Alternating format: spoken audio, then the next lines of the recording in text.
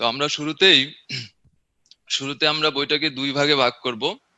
বইয়ের অর্ধেক, একজন লিখছে রাকিব ভাইরে দেখি না কেন, আমি অনেক বিধ্বস্ত, সেজন্য আমি দেখাইতে চাচ্ছি না। বইটাকে আমরা দুই ভাগে ভাগ করব। বইয়ের অর্ধেকটুকু আমরা আগে দেখব, যে আমরা কি কি শিখবো, কোনটা বেশি গুরুত্ব দিয়ে শিখবো, কোনটুকু না পড়লেই নয়। তো এরপর বাকিটুকু আমরা স্লাইডে আলোচনা করব ইনশাল্লাহ। তো শুরুতেই আমি বইটা ওপেন করি। বইটা অবশ্য তোমাদের দাগানো অবস্থায় তোমরা পাবা। বইটা আলাদাভাবে দেখানোর উদ্দেশ্য হচ্ছে একটু গুরুত্ব দেয়া, বা দাগানো কোনো লাইন মিস হইলো কিনা, ইম্পর্টেন্ট কোনো লাইন দাগানোর বাইরে চলে গেল কিনা। তো দেখো, একদম শুরুতে যে লাইনগুলো দাগানো আছে, এই প্রথম প্যারা একটা লাইন দাগানো আছে, প্রশ্ন আসার মতো না, জাস্ট ফর ফান একটা লাইন দাগানো। তারপরে হচ্ছে বলের সংজ্ঞামূলক ধারণা। এই টপিক থেকে তোমরা যে জিনিসটা পড়বা সেটা হচ্ছে, এখানে দেখো স্পর্শ বল। সো স্পর্শ বলের উদাহরণ, এটা একটু মিস গেল, এটা দাগানো হয় নাই, এটা একটু খেয়াল রাখবে। হ্যাঁ, 220 নম্বর পেজ, এই যে স্পর্শ বলের উদাহরণ, যে ঘর্ষণ বল, সংঘর্ষের ফলে সৃষ্ট বল, টানা বল, আমরা স্লাইডে আলোচনা করব, কিন্তু এই দাগানোটা এটা মিস গেল। হ্যাঁ, এটা একটু খেয়াল করবা। সো এরপরে এই ঘর্ষণ গুণাঙ্কের জাস্ট এই সমীকরণটা জানলেই হবে, যে ঘর্ষণ বল এবং প্রতিক্রিয়া বলের অনুপাত হচ্ছে ঘর্ষণ গুণাঙ্ক। তো এরপরে এরপরে এই যে 1 2 3 4 বল জোড়ায় জোড়ায় ক্রিয়া করে, এই বৈশিষ্ট্যগুলো পড়বা। তারপরে বলের যে কয়টা একক আছে এবং মাত্রা আছে, এখানে দাগানো হয় নাই। দেখো বলের একক, কি কি একক আছে এবং বলের মাত্রা তোমরা ছোটবেলা থেকে পড়ে আসতেছো। তারপরে বলের প্রকারভেদ, আবারও বলতেছি এবং 3বার বলবো আমি, এই বলের প্রকারভেদ অংশে মৌলিক বল আছে 4টা। এই মহাকর্ষ বল, তড়িৎচুম্বকীয় বল, সবল নিউক্লিয় বল, দুর্বল নিউক্লিয় বল। এই 4টা বল সম্পর্কে ডিটেলস তোমাকে জানতেই হবে। মেডিকেল ভর্তি পরীক্ষায় টোটাল প্রায় 8বারের মতো প্রশ্ন আসছে এই মৌলিক বল নিয়ে। তো কাজে যদি কেউ বলো ভাই আমি এই অধ্যায় থেকে একটা টপিক পড়েই মেডিকেল ভর্তি পরীক্ষায় চলে যাব, তাহলে তোমাকে আমি বলবো তুমি এই টপিকটা পড়ে যাবা, যদি একটা টপিক পড়েই যেতে চাও। তো এই মৌলিক বল নিয়ে আমরা ডিটেলস আলোচনা করব, এবং এখানে যে কটা লাইন দাগানো আছে প্রত্যেকটা লাইন পড়তে হবে, এখানে কোনো কাটছাট করা যাবে না এই টপিকে। ওকে। তারপর মৌলিক বল সমূহের তীব্রতার তুলনা, এখানেও সেম কথা, প্রত্যেকটা লাইন পড়তে হবে যে কটা দাগানো আছে।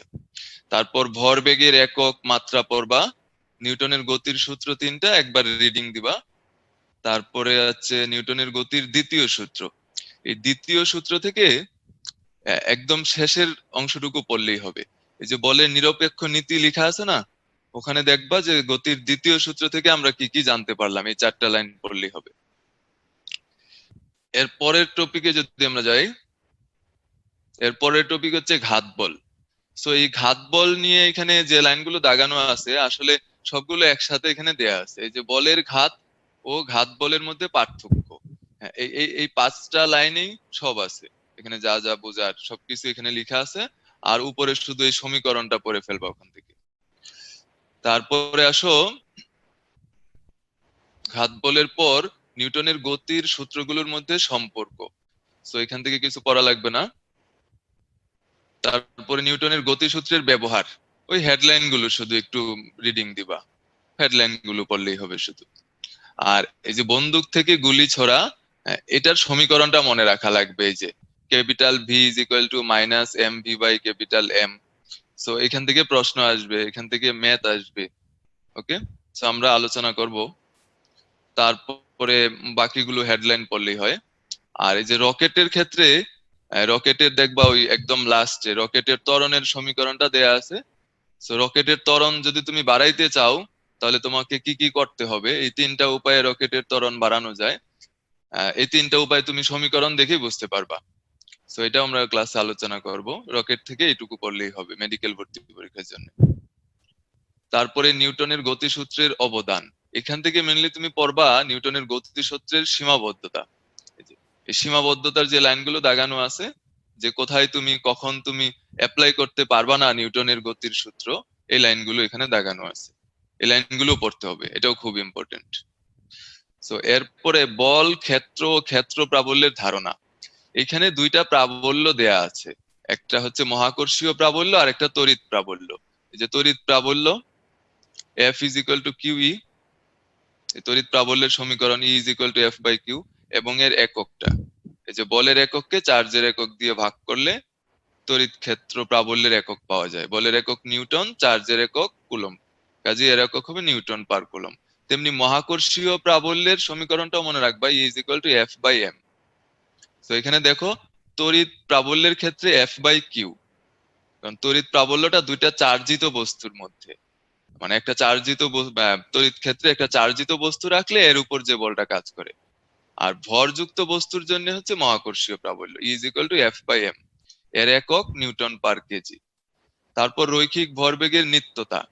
এই রৈখিক ভরবেগের নিত্যতা থেকে এই তিনটা উদাহরণ দেয়া আছে, এই তিনটা উদাহরণ মনে রাখবা, জাস্ট হেডলাইনটা মনে রাখবা শুধু, উদাহরণ 1, 2, 3 হেডলাইন মনে রাখবা। আর ভরবেগের সংরক্ষণ সূত্রের সত্যতা যাচাই, এখান থেকে কিছু পড়া লাগবে না।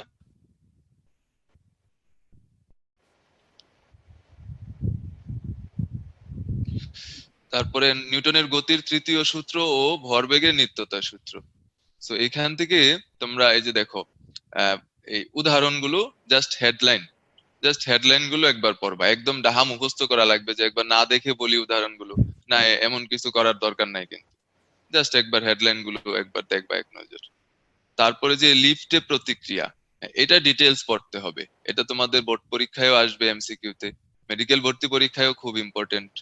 সো এখানে একটু ভুল আছে, হ্যাঁ, একটা লাইন একটু ভুল আছে এখানে।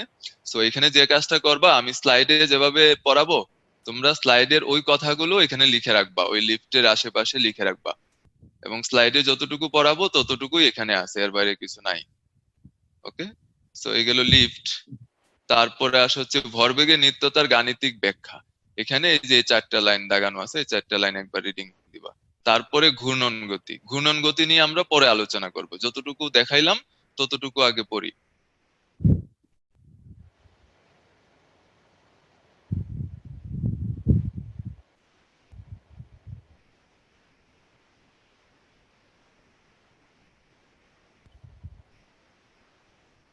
ওকে, তো শুরুতেই আমরা শিখবো স্পর্শ বল ও অস্পর্শ বল বলতে আমরা কি বুঝি আসলে। দেখো, তুমি যখন একটা বস্তুকে টানবা, এই যে এই ভদ্রলোক, এই যে হলুদ জামা পরা যে ভদ্রলোক, একটা বস্তুকে, ওই টেবিলটাকে টানতেছে, যে টানা। তুমি যখন একটা বস্তুকে টানো, তুমি কি স্পর্শ না করে টানতে পারবা? না, এটা কখনোই সম্ভব না। একটা বস্তুকে টানতে গেলে তোমাকে স্পর্শ করতে হবে। সো টানা বল একটা স্পর্শ বল। আবার তুমি যখন একটা বস্তুকে ধাক্কা দিবা, সেটাও কিন্তু স্পর্শ ছাড়া সম্ভব না। কাজে এই যে টানা বা ধাক্কা দেয়া, তেমনি আমি যদি বলি একটা বস্তু আর এই আর একটা বস্তু, এই দুইটা বস্তুর মধ্যে যদি সংঘর্ষ হয়, তো সেই সংঘর্ষ কি স্পর্শ ছাড়া সম্ভব? না। কাজে সংঘর্ষের ফলে সৃষ্ট বল এটা স্পর্শ বল, এটা স্পর্শ ছাড়া সম্ভব না। তেমনি এখানে দেখো এক ভদ্রলোক, এই হলুদ জামা পরা ভদ্রলোকই, তিনি একটা বস্তুকে এইদিকে টানছেন। তো ওই বস্তুটার দিকে খেয়াল করো, এই বস্তুটাকে যখন এই সারফেসে টানা হচ্ছে, তখন একটা ঘর্ষণ বল কাজ করবে, যেদিকে টানা হচ্ছে তার বিপরীত দিকে একটা ঘর্ষণ বল কাজ করবে, এবং এই ঘর্ষণটা কিন্তু স্পর্শ ছাড়া কখনোই সম্ভব না। এই ঘর্ষণটা স্পর্শ ছাড়া তো সম্ভব না। কাজেই আমি যদি বলি এই টানা বল, তারপর সংঘর্ষের ফলে সৃষ্ট বল, ঘর্ষণ বল, এই তিনটা স্পর্শ বলের উদাহরণ। সো এতে কারো বুঝতে অসুবিধা হওয়ার কথা না। তাও যদি ভুলে যাও তাহলে মনে রাখতে পারো এরকম, আমি লিখলাম ঘ সে টি, যে ঘর্ষণ বল, সংঘর্ষের ফলে সৃষ্ট বল, টানা বল, এই তিনটা হচ্ছে স্পর্শ বলের উদাহরণ। ওকে, তো এই ঘষেটি স্পর্শ বল। এইবার এইখানে খেয়াল করো, এই যে লাল না আসলে হলুদ কালার দেখা যাচ্ছে একটা চিত্র, এটা মনে করো আমাদের সূর্য, হ্যাঁ, আর এটা আমাদের পৃথিবী, সবাই চিনতে পারতেছো, আমরা এই পৃথিবীতেই বসবাস করি কিন্তু। আর এটা আপেল, তোমরা আপেল নিশ্চয়ই চেনো। তো শুধু পৃথিবী, আপেল আর সূর্য না, এই মহাবিশ্বে যত বস্তু আছে, সেটা একটা আপেল হোক, একটা কলা হোক, একটা পৃথিবী হোক বা একটা অন্য কোনো গ্রহ হোক বা অন্য কোনো নক্ষত্র হোক বা একটা গ্যালাক্সি হোক অথবা একটা উল্কা হোক বা একটা ঝাড়ু হোক। ঝাড়ু মানে ধূমকেতু, ধূমকেতু দেখতে ঝাড়ুর মতো। তো যাই হোক না কেন, প্রত্যেকটা ভরযুক্ত বস্তু সবাই সবাইকে আকর্ষণ করে, আর সেই আকর্ষণ বলের নাম হচ্ছে মহাকর্ষ বল। তো দুইটা বস্তুর মধ্যে একটা যদি হয় পৃথিবী, তখন এই মহাকর্ষ বলটাকে আমরা অভিকর্ষ বল বলি। তো এই মহাকর্ষ বল বা অভিকর্ষ বল স্পর্শ ছাড়াই সম্ভব। সূর্য আর পৃথিবীর মধ্যে যে আকর্ষণ বলটা, সেখানে কিন্তু সূর্য আর পৃথিবীর সরাসরি স্পর্শের দরকার হয় নাই, তাই না? তেমনি চাঁদ আর পৃথিবীর মধ্যে যে আকর্ষণ বল, সেখানেও সরাসরি স্পর্শের দরকার হয় নাই। কাজেই মহাকর্ষ বা অভিকর্ষ বল একটা অস্পর্শ বল, স্পর্শ বল না। ওকে। তো এবার আমি যদি আরো একটা এক্সাম্পল দেই তোমাদের, মনে করো এটা একটা দণ্ড চুম্বক আর এটা আরেকটা দণ্ড চুম্বক। সো একটা দণ্ড চুম্বকের দুইটা মেরু থাকে, এই যে এটা হচ্ছে উত্তর মেরু, আর এটা দক্ষিণ মেরু। এটা এটা তো তোমরা অলরেডি জানো যে বিপরীত মেরু পরস্পরকে আকর্ষণ করে, কাজে এই দক্ষিণ মেরু এই উত্তর মেরুকে আকর্ষণ করবে। আবার সমমেরু পরস্পরকে বিকর্ষণ করে, কাজে এই উত্তর মেরু এই উত্তর মেরুকে বিকর্ষণ করবে। তো এই আকর্ষণ এবং বিকর্ষণ বলটার নাম কি? চৌম্বক বল। তো এই চৌম্বক বলের জন্যও কিন্তু স্পর্শের দরকার হয় না, দুইটা দণ্ড চুম্বককে স্পর্শ করতে হয় না, দূরে রাখলেই কিন্তু এরা পরস্পরকে আকর্ষণ বা বিকর্ষণ করবে। কাজেই চৌম্বক বল, মহাকর্ষ বা অভিকর্ষ বল। আরো একটা এক্সাম্পল যদি আমি দেই, তড়িৎ বল। যেমন এটা একটা পজিটিভ চার্জ, এটা আরেকটা পজিটিভ চার্জ, এরা পরস্পরকে বিকর্ষণ করবে। আবার এটা একটা পজিটিভ চার্জ, এটা নেগেটিভ চার্জ, এরা পরস্পরকে আকর্ষণ করবে। এটা নেগেটিভ চার্জ, এটা নেগেটিভ চার্জ, এরা পরস্পরকে বিকর্ষণ করবে। তো এই আকর্ষণ বা বিকর্ষণ বল হচ্ছে তড়িৎ বল। তো এই তড়িৎ বল, চৌম্বক বল এবং মহাকর্ষ বল, এই তিনটা বলের কার্যকলাপ দেখতে চাইলে তোমাকে এদের স্পর্শের দরকার পড়বে না, এদেরকে দূরে রাখলেই দেখতে পারবা বা ফিল করতে পারবা বা বুঝতে পারবা। কাজে মনে রাখবা, মহাকর্ষ বল, চৌম্বক বল, তড়িৎ বল, এই তিনটা হচ্ছে অস্পর্শ বলের উদাহরণ। টানা বল, সংঘর্ষের ফলে সৃষ্ট বল, ঘর্ষণ বল বা সান্দ্র বল, ওগুলা সব হচ্ছে স্পর্শ বলের উদাহরণ। তো আশা করি এই উদাহরণগুলো তোমরা মনে রাখবা, মনে থাকবে তোমাদের ইনশাল্লাহ। এবার তাহলে আমরা পরের টপিকে চলে যাচ্ছি।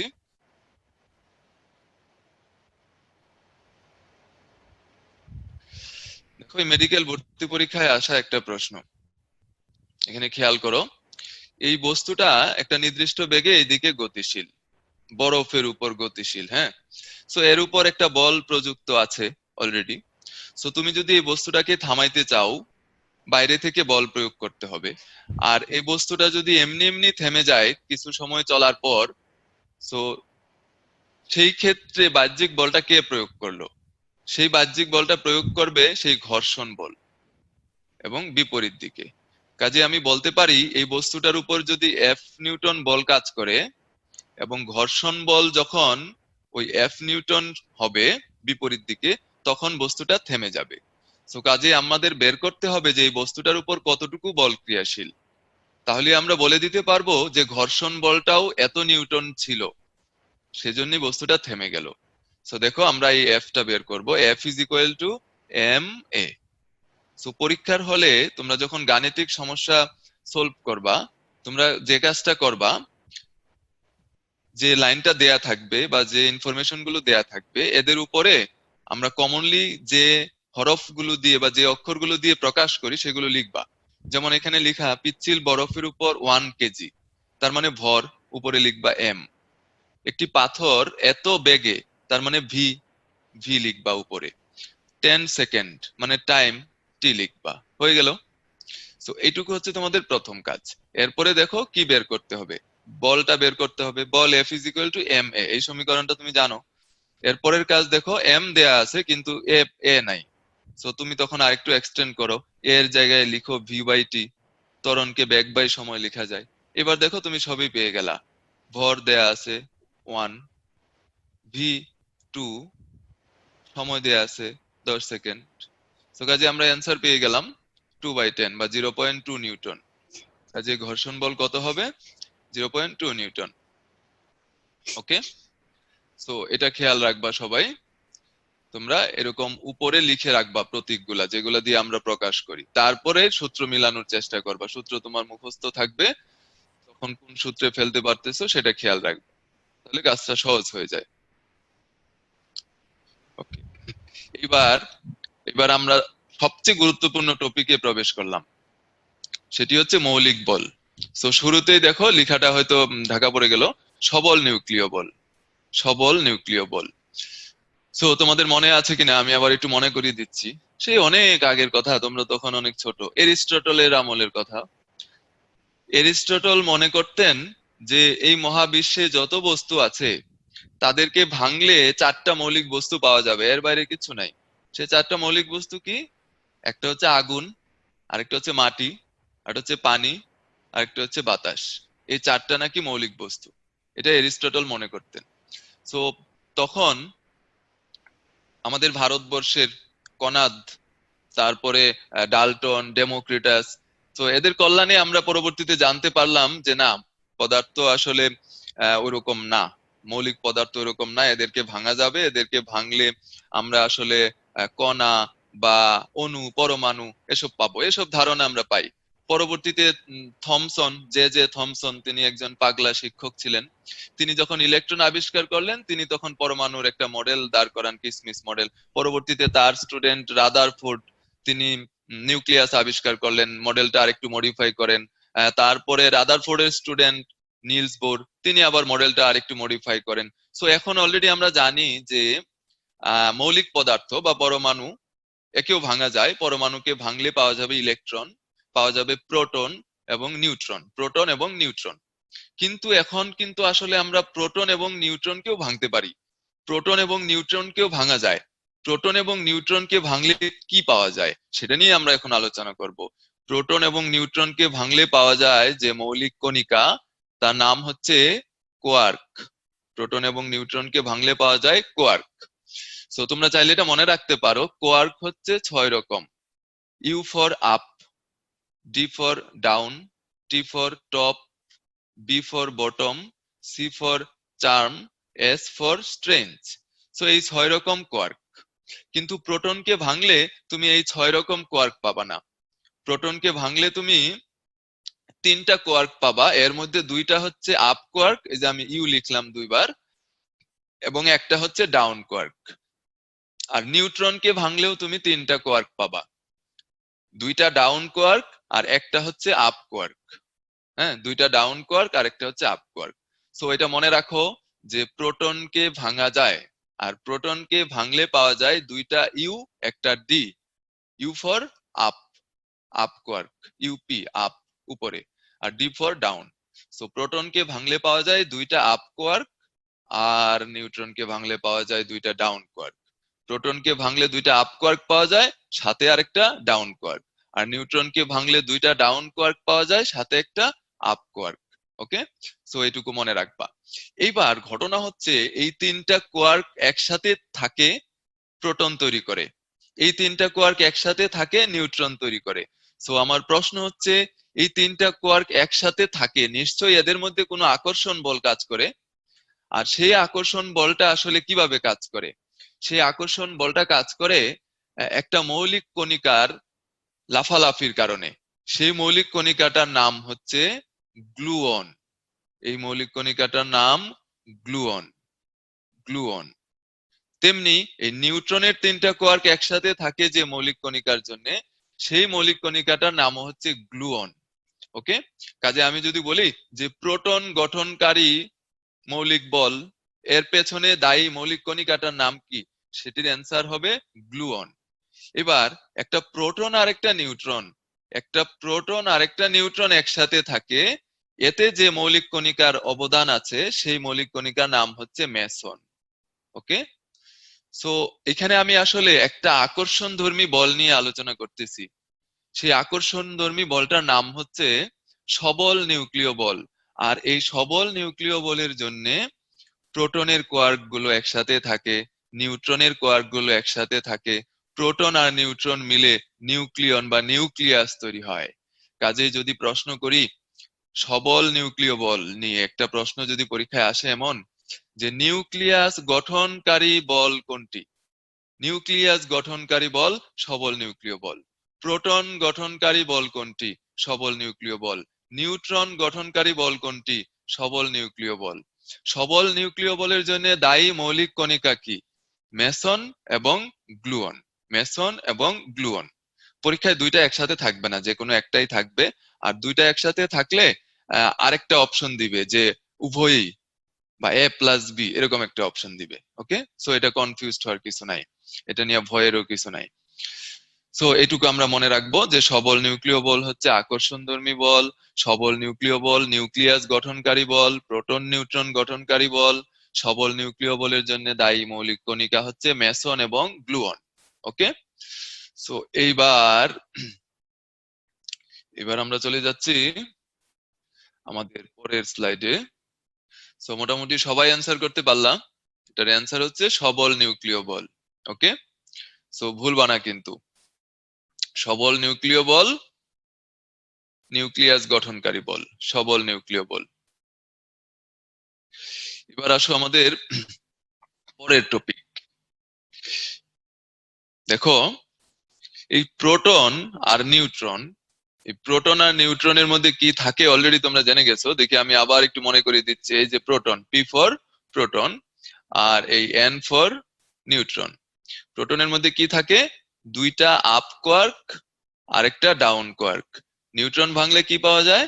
দুইটা ডাউন কোয়ার্ক আর একটা আপ কোয়ার্ক। সো একটু আগে আমরা দেখলাম এই কোয়ার্ক গুলো একসাথে কিভাবে থাকে, মানে এদের মধ্যে আকর্ষণ বলটা কি, সেটা ছিল সবল নিউক্লিয় বল। এবার তোমরা তেজস্ক্রিয়তার কথা জানো, যে প্রোটন ভেঙে যায়, নিউট্রন ভেঙে যায়, বা নিউক্লিয়াস ভেঙে যায়। সো এই ভেঙে দেয় বা এই বিকর্ষণধর্মী বলটার নাম কি? এই বিকর্ষণধর্মী বলটা, যে বিকর্ষণধর্মী বলটার কারণে একটা নিউক্লিয়াস ভেঙে যায়, প্রোটন ভেঙে যায়, নিউট্রন ভেঙে যায়, সেই বিকর্ষণধর্মী বলটার নাম হচ্ছে দুর্বল নিউক্লিয় বল। আর এই দুর্বল নিউক্লিয় বল অর্থাৎ প্রোটন এবং নিউট্রনকে ভেঙে দেয় যে মৌলিক কণিকা, সেই মৌলিক কণিকা, সেই কালপ্রিট হচ্ছে W and Z boson. W and Z boson. তোমরা কেউ কি জানো এই বোসন নামটা কার নাম অনুযায়ী? এই বোসন নামটা কিন্তু আমাদের সত্যেন বোসের নাম অনুযায়ী। তিনি আমাদের ঢাকা ভার্সিটির অধ্যাপক ছিলেন ফিজিক্সের। So W and Z boson. তো শুধু বোসন বললে আসলে অ্যান্সারটা হবে না কিন্তু, ডব্লিউ এন্ড জেড বোসন। কারণ বোসন কণিকা হিগস বোসন আছে, ঈশ্বর কণা, ওইটা তো আর এখানে না। ওকে, তো ডব্লিউ এন্ড জেড বোসন হচ্ছে প্রোটন নিউট্রনকে ভেঙে দেয়। এই বিকর্ষণধর্মী দুর্বল নিউক্লিয় বলের জন্য দায়ী মৌলিক কণিকা হচ্ছে W and Z boson. Okay, so ভেঙে দিলে যে ঘটনাটা ঘটে, এই ক্ষেত্রে বিটা ক্ষয় হয়, বিটা বের হয়ে আসে। বিটা হচ্ছে ইলেকট্রন, উচ্চ গতি সম্পন্ন ইলেকট্রন। তো এটাও মনে রাখো তোমরা, এখানে আসলে শুধু শুধু বিটা না, দেখা গেল যে বিটা নির্গমনে ওই বিটা যে পরিমাণ এনার্জি ক্যারি করে তার চেয়ে বেশি শক্তি নির্গত হয় নিউক্লিয়াস ভাঙার ফলে। সো বাকি শক্তি আসলে কে নিয়ে যায়, কে নিয়ে বের হয়? সো তার নামটাও আমরা জেনে রাখি, তার নাম হচ্ছে নিউট্রিনো। নিউট্রন না কিন্তু, নিউট্রিনো। সো দেখো, গোলমাল বাঁধাবো না কিন্তু। প্রোটন নিউট্রন ভাঙলে বা নিউক্লিয়াস ভাঙলে যে বিটা ক্ষয় হয়, সাথে নিউট্রিনো বের হয়ে আসে। আর এই বিটা ক্ষয় বা নিউট্রিনিও সাথে বের হয়ে আসা, এর পেছনে দায়ী মৌলিক কণিকা হচ্ছে ডব্লিউ এন্ড জেড বোসন। আর এই বলটার নাম কি? দুর্বল নিউক্লিয় বল। তাহলে এই বলটা কি আকর্ষণ ধর্মী না বিকর্ষণ ধর্মী? বিকর্ষণ ধর্মী, যেহেতু ভেঙে যাচ্ছে। এখানে কোয়ার্ক গুলো পরস্পরকে বিকর্ষণ করা শুরু করে, পরস্পরকে বিকর্ষণ করা শুরু করে, সেজন্য ভেঙে যায়। এবং এর মূল হোতাকে W and Z boson. Okay, so এবার আমরা পরের স্লাইডে যাচ্ছি। ওকে, থ্যাংক ইউ। সো মোটামুটি 93% তোমরা কারেক্ট অ্যান্সার করতে পারলা। সো এখানে আমি বাড়তি আরো দু একটা কথা লিখে দেই। হ্যাঁ, দেখো, এই ডব্লিউ আর জেড বোসন হচ্ছে তেজস্ক্রিয় ক্ষয়ের জন্য দায়ী। অথবা প্রশ্নটা এরকম আসতে পারে যে বিটা ক্ষয়ের জন্য দায়ী কোন কণা, সেটা হচ্ছে ডব্লিউ আর জেড বোসন। আর এই যে হিগস বোসন, এটাকে বলা হয় গডস পার্টিকল, ঈশ্বর কণা। গডস পার্টিকল, ঈশ্বর কণা বলা হয় কোন কণাটাকে? এই হিগস বোসনকে। হিগস বোসন গডস পার্টিকল বা ঈশ্বর কণাও বলা হয় একে। সো এটাও মনে রাখবা এখান থেকে। আর গ্র্যাভিটন আর ফোটন আমরা পরে আলোচনা করতেছি পরের স্লাইডে। এরপরে আসো তড়িৎ চুম্বকীয় বল। আমরা এখন তড়িৎ চুম্বকীয় বল নিয়ে আলোচনা করব। তার আগে তোমাদের মনে করিয়ে দিচ্ছি, এই চিত্রে এটা হচ্ছে ইলেকট্রন, ইলেকট্রনের চার্জ ঋণাত্মক, এটাও ইলেকট্রন, এটাও ইলেকট্রন। আর এই যে কেন্দ্রে এটা প্রোটন এবং নিউট্রন এখানে আছে। নিউট্রনের তো কোনো চার্জ নাই, প্রোটনের চার্জ পজিটিভ, কাজে নিউক্লিয়াসের চার্জ পজিটিভ চার্জ। সো তোমরা নিশ্চয়ই মনে করতে পারতেছো যে দুইটা ঋণাত্মক চার্জ পরস্পরকে বিকর্ষণ করে, কাজে এই দুইটা ইলেকট্রন পরস্পরকে বিকর্ষণ করে। আবার এই দুইটা ইলেকট্রনও পরস্পরকে বিকর্ষণ করবে, তেমনি এই দুইটা ইলেকট্রনও পরস্পরকে বিকর্ষণ করবে, কারণ সমধর্মী চার্জ পরস্পরকে বিকর্ষণ করে। সো আবার আমরা এটাও বলতে পারি যে এই ইলেকট্রন এই নিউক্লিয়াসকে আকর্ষণ করে, এই ইলেকট্রন এই নিউক্লিয়াসকে আকর্ষণ করে, এই ইলেকট্রন এই নিউক্লিয়াসকে আকর্ষণ করে। কাজেই একটা পরমাণুতে ইলেকট্রন এবং নিউক্লিয়াসের মধ্যে একটা আকর্ষণ বল কাজ করে, আর ইলেকট্রনগুলোর পরস্পরের মধ্যে একটা বিকর্ষণ বল কাজ করে। সো এই আকর্ষণ এবং বিকর্ষণ বলের নাম হচ্ছে তড়িৎ চুম্বকীয় বল। এই আকর্ষণ এবং বিকর্ষণ বলের নাম তড়িৎ চুম্বকীয় বল। একটু আগে আমরা দেখলাম দুর্বল নিউক্লিয় বল, নিউক্লিয়াসটারে ভেঙে দিচ্ছিল, ওটা ছিল বিকর্ষণধর্মী বল। এরও আগে আমরা দেখলাম সবল নিউক্লিয় বল, নিউক্লিয়াস গঠনকারী বল, সেটা আকর্ষণধর্মী ছিল। আর এইখানে তড়িৎ চুম্বকীয় বল দেখলাম, এটা আকর্ষণধর্মী হতে পারে আবার বিকর্ষণধর্মী হতে পারে। সমধর্মী চার্জ পরস্পরকে বিকর্ষণ করে, বিপরীতধর্মী চার্জ পরস্পরকে আকর্ষণ করে। আর এই তড়িৎ চুম্বকীয় বলের জন্য দায়ী মৌলিক কণিকার নাম হচ্ছে ফোটন। তড়িৎ চুম্বকীয় বলের জন্য দায়ী মৌলিক কণিকার নাম হচ্ছে ফোটন। তো এই ফোটনকেই কিন্তু আমরা কোয়ান্টাম বলি। ফোটনকে আমরা কোয়ান্টাম বলি। এই কোয়ান্টাম শব্দটা প্রথম ব্যবহার করেন ম্যাক্স প্লাঙ্ক, পরবর্তীতে আইনস্টাইন আকিকা নাম না করে নাম পরিবর্তন করেন ফোটন। তো আমরা এই ফোটন কোয়ান্টাম নিয়ে আরো ডিটেলস আমরা ওই আলোর চ্যাপ্টারে শিখবো ইনশাল্লাহ। তো মনে রাখবা এই টপিক থেকে যে তড়িৎ চুম্বকীয় বলের জন্য দায়ী মৌলিক কণিকা ফোটন, এবং এই ফোটনকে বলা হয় কোয়ান্টাম। তড়িৎ চুম্বকীয় বল আকর্ষণধর্মী হতে পারে, বিকর্ষণধর্মী হতে পারে। তো আমরা যদি একটু রিকল করি যে নিউক্লিয়াস গঠনকারী বল কোনটা? সবল নিউক্লিয় বল। নিউক্লিয়াস ভাঙ্গিয়া দেয় কোন বল? দুর্বল নিউক্লিয় বল। আমি যদি বলি যে আণবিক গঠনের জন্য দায়ী কোন বল, মানে একটা অণু গঠিত হয় ইলেকট্রনকে নিয়ে, নিউক্লিয়াসকে নিয়ে, আর এই ইলেকট্রনকে নিউক্লিয়াসের সাথে আবদ্ধ রাখে কোন বল? সেটা হচ্ছে তড়িৎ চুম্বকীয় বল। কাজে আমি যদি বলি আণবিক গঠনের জন্য দায়ী বল কোনটা, আণবিক গঠন, তখন আমার অ্যান্সার হবে তড়িৎ চুম্বকীয় বল। সো খেয়াল করো, নিউক্লিয়াস গঠনকারী বল হচ্ছে সবল নিউক্লিয় বল, আর অণু গঠনকারী বা আণবিক গঠনের জন্য দায়ী বল হচ্ছে তড়িৎ চুম্বকীয় বল। আর নিউক্লিয়াস ভাঙ্গা দেয় দুর্বল নিউক্লিয় বল। ওকে, সো এবার আমরা কিছু প্রশ্ন দেখি মেডিকেল ভর্তি পরীক্ষায় আসা। দেখো, তড়িৎ চুম্বকীয় বলের জন্য দায়ী মৌলিক কণিকা কোনটি? আশা করি তোমাদের মনে আছে অলরেডি। তড়িৎ চুম্বকীয় বলের ক্ষেত্রে নিচের কোন কণা কাজ করে? ফোটন। নিম্নে উল্লেখিত কোন বল ইলেকট্রনকে নিউক্লিয়াসের সাথে আবদ্ধ করে পরমাণু তৈরি করে? একটু আগে আমরা বললাম ইলেকট্রনকে নিউক্লিয়াসের সাথে আবদ্ধ করে বা আণবিক গঠনের জন্য দায়ী বল, সেটি হচ্ছে তড়িৎ চুম্বকীয় বল। পরের প্রশ্ন, আণবিক গঠনের জন্য দায়ী বল কোনটি? তড়িৎ চুম্বকীয় বল। আর সবল নিউক্লিয় বল হচ্ছে নিউক্লিয়াসের গঠনের জন্য দায়ী। সবল নিউক্লিয় বল হচ্ছে নিউক্লিয়াসের গঠনের জন্য দায়ী, নিউক্লিয়াস। আর আণবিক গঠনের জন্য দায়ী তড়িৎ চৌম্বক বল।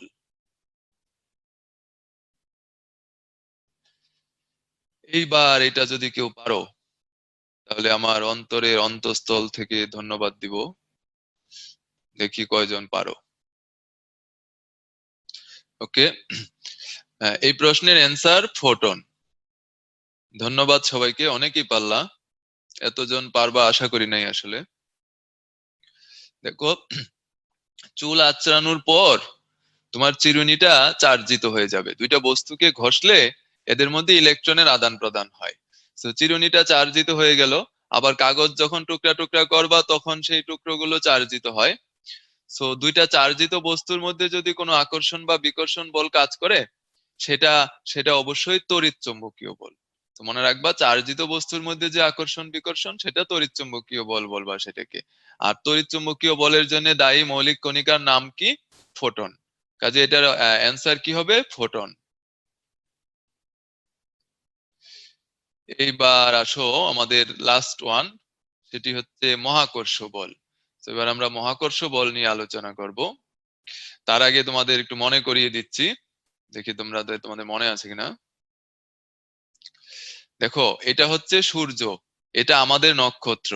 আর সূর্যের একদম কাছের যে গ্রহ, সেটির নাম হচ্ছে বুধ। এরপরে শুক্র, এরপরে পৃথিবী। পৃথিবীটাই সবচেয়ে সুন্দর। তারপরে মঙ্গল, মঙ্গল এটা। তারপরে এই যে দেখো, এটা এটা দেখে বুঝতে পারবা যে এটা হচ্ছে শনি।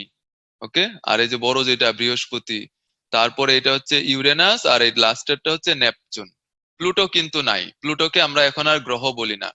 প্লুটো হচ্ছে বামন গ্রহ। সো কেন প্লুটোকে গ্রহ বলা হয় না, তোমরা আজকে এটা সার্চ দিবা নেটে। ওকে, লিখবা যে প্লুটোকে কেন গ্রহ বলা হয় না, তাহলে এক্সপ্লেনেশন পাবা। একটা গ্রহের তিনটা বৈশিষ্ট্য থাকতে হয়, যে তিনটা বৈশিষ্ট্য প্লুটোর নাই, দুইটা আছে একটা নাই। সো প্লুটোকে বামন গ্রহ বলা হয়। আর এবার দেখো, এই এই নক্ষত্র, আমাদের নক্ষত্র যার নাম সূর্য, আর চারদিকে ঘূর্ণায়মান বিভিন্ন গ্রহ, এর মধ্যে একটা গ্রহ পৃথিবী, সেই গ্রহে আমরা বাস করি। তো এরকম কোটি কোটি নক্ষত্র মিলে একটা গ্যালাক্সি তৈরি হয়। সো আমরা যে গ্যালাক্সিতে বসবাস করি, এই গ্যালাক্সির একটা ছবি এটা। এই গ্যালাক্সির নাম হচ্ছে মিল্কি ওয়ে। বাংলায় বলা হয় আকাশ গঙ্গা। সো মিল্কি ওয়ে, আকাশ, আকাশ গঙ্গা। এটা নাম শুনে মনে হতে পারে যে মিল্কি ওয়ে বা দুধের পথ হওয়ার কথা ছিল আসলে, কিন্তু এটার নাম আকাশ গঙ্গা বাংলায়। তো আমরা মিল্কি ওয়ে গ্যালাক্সির বাসিন্দা। ওকে, আর আমাদের একদম ক্লোজ, খুব নিকটে যে গ্যালাক্সিটা, সেই গ্যালাক্সিটার নাম হচ্ছে অ্যানড্রোমিডা। আমাদের সবচেয়ে নিকটের যে গ্যালাক্সি, সেটার নাম হচ্ছে অ্যানড্রোমিডা। এবং এই মিল্কি ওয়ে গ্যালাক্সি থেকে অ্যানড্রোমিডা গ্যালাক্সি খুব বেশি দূরে না কিন্তু, মাত্র 2.5 মিলিয়ন লাইট ইয়ার। মানে তুমি যদি আলোর বেগে মিল্কি ওয়ে গ্যালাক্সি থেকে অ্যানড্রোমিডাতে যেতে চাও, তাহলে তোমাকে 2.5 মিলিয়ন বছর সময় নিতে হবে।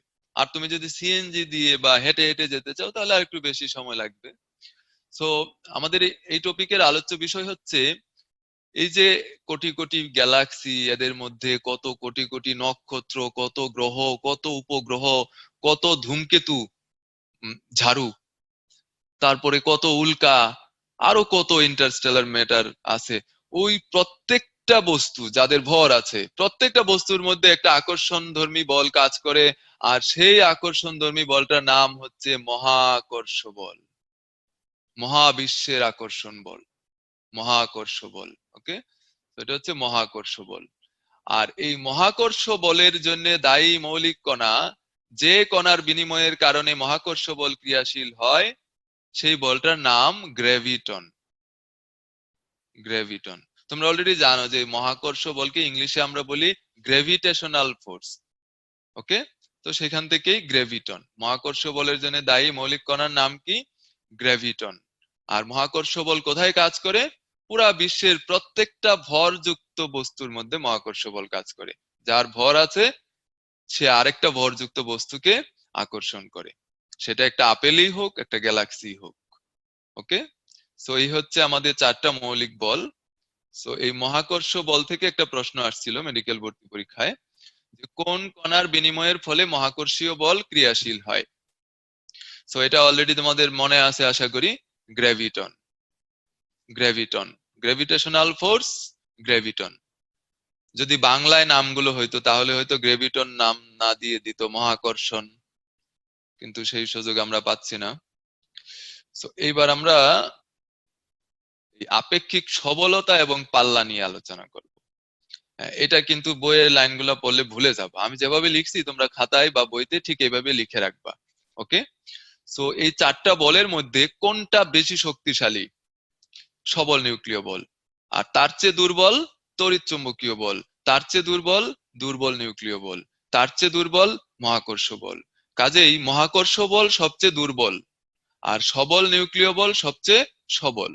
দুর্বল নিউক্লিয় বল কিন্তু সবচেয়ে দুর্বল না, এটা খেয়াল রাখবা। কিন্তু আমরা সবল নিউক্লিয় বলের তীব্রতা বা সবলতাকে যদি বলি, ধরি 10⁻41, তাহলে তড়িৎ চুম্বকীয় বল হবে তার চেয়ে কম তীব্র। কত সেটাকে ধরতে পারি? 10⁻39। দুর্বল নিউক্লিয় বল হবে তার চেয়ে দুর্বল, 10⁻30। মহাকর্ষ বল হবে আরো দুর্বল, 1 মাত্র। ওকে, এবার আমরা যদি উল্টো করে কাজটা করি, মহাকর্ষ বলকে ধরলাম 10⁻41। ওকে, তখন দুর্বল নিউক্লিয় বল হবে এর তুলনায় 10⁻11।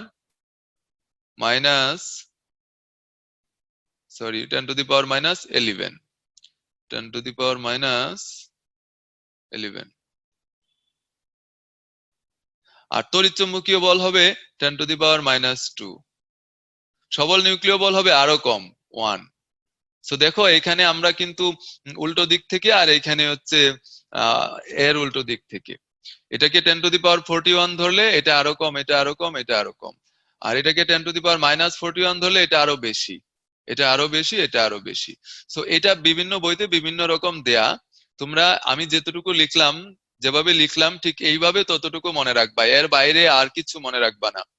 ওকে, তোমাদের প্রতি আমার রিকোয়েস্ট, তোমরা এটা নিয়ে নিজে নিজে কনফিউজড হবা না। আমি যেভাবে লিখে রাখলাম ঠিক এইভাবে বইতে লিখে রাখবা, এবং পরীক্ষার হলে দেখবা এই ছবিটাই চোখে ভাসবে, অ্যান্সার করতে পারবা। ওকে, এবার আসো পাল্লা। মানে এই চারটা বল নিয়ে যে আমরা আলোচনা করলাম, এদের রেঞ্জ কেমন, মানে কতটুক দূর পর্যন্ত এদের ইফেক্ট আছে, বা এরা কতটুক দূর পর্যন্ত কাজ করে। সো অসীম পাল্লার হচ্ছে দুইটা, একটা হচ্ছে মহাকর্ষ বল, মহাকর্ষ বলের পাল্লা অসীম। আর আরেকটা হচ্ছে তড়িৎ চুম্বকীয় বল। যে মনে রাখবা অসীম পাল্লার দুইটা, একটা মহাকর্ষ বল আর একটা তড়িৎ চুম্বকীয় বল। আর ক্ষুদ্র পাল্লার হচ্ছে দুইটা, একটা হচ্ছে সবল নিউক্লিয় বল, আর একটা হচ্ছে দুর্বল নিউক্লিয় বল। সবল আর দুর্বল। সো এদের পাল্লাটাও মনে রাখতে পারো চাইলে। সবল নিউক্লিয় বলের পাল্লা হচ্ছে 10⁻15 মিটার, আর দুর্বল নিউক্লিয় বলের পাল্লা হচ্ছে 10⁻16 মিটার। দেখো মেডিকেল ভর্তি পরীক্ষা একবার একটা প্রশ্ন আসছিল যে দুর্বলতম মহাকর্ষ বল কোনটা? দুর্বলতম মহাকর্ষ বল, দুর্বলতম মৌলিক বল কোনটা? দুর্বলতম মৌলিক বল মহাকর্ষ বল। সো পরের বার প্রশ্ন এরকম হইতে পারে যে সবচেয়ে সবল সবচেয়ে শক্তিশালী মৌলিক বল কোনটা? সবচেয়ে শক্তিশালী মৌলিক বল হবে সবল নিউক্লিয় বল। এবার প্রশ্নটা যদি পাল্লা থেকে আসে, যে সবচেয়ে ক্ষুদ্র পাল্লার মৌলিক বল কোনটা? সবচেয়ে ক্ষুদ্র পাল্লার মৌলিক বল হচ্ছে দুর্বল নিউক্লিয় বল। এর পাল্লা 10⁻16 মিটার, এটাই সবচেয়ে কম। ওকে, তো আমি আবারও বলতেছি, খুব ইম্পর্টেন্ট, পরীক্ষায় আসার জন্য বসে আছে। ক্ষুদ্রতম পাল্লার মৌলিক বল দুর্বল নিউক্লিয় বল। ক্ষুদ্রতম বা সবচেয়ে কম শক্তিশালী বা দুর্বলতম মৌলিক বল মহাকর্ষ বল। সবচেয়ে বেশি শক্তিশালী সবল নিউক্লিয় বল। এই তিনটা ইনফরমেশন খুব ইম্পর্টেন্ট, গোলমাল বাঁধাবো না কিন্তু। আর অসীম পাল্লার দুইটা, একটা মহাকর্ষ বল আর একটা তড়িৎ চুম্বকীয় বল।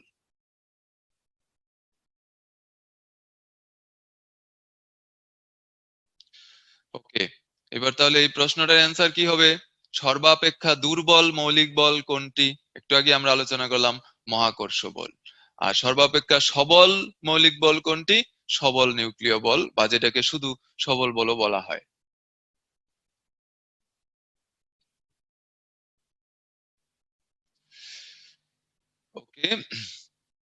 আমরা এবার একটু বিশ্রাম নিব, কুইট করব না, জাস্ট 2 মিনিট, জাস্ট 2 মিনিট আমরা একটু রেস্ট নিব। এবং এই চ্যাপ্টারের সবচেয়ে গুরুত্বপূর্ণ জিনিস অলরেডি কিন্তু আমরা পড়ে ফেলছি, ওইটুকু থেকেই প্রশ্ন আসবে ইনশাল্লাহ।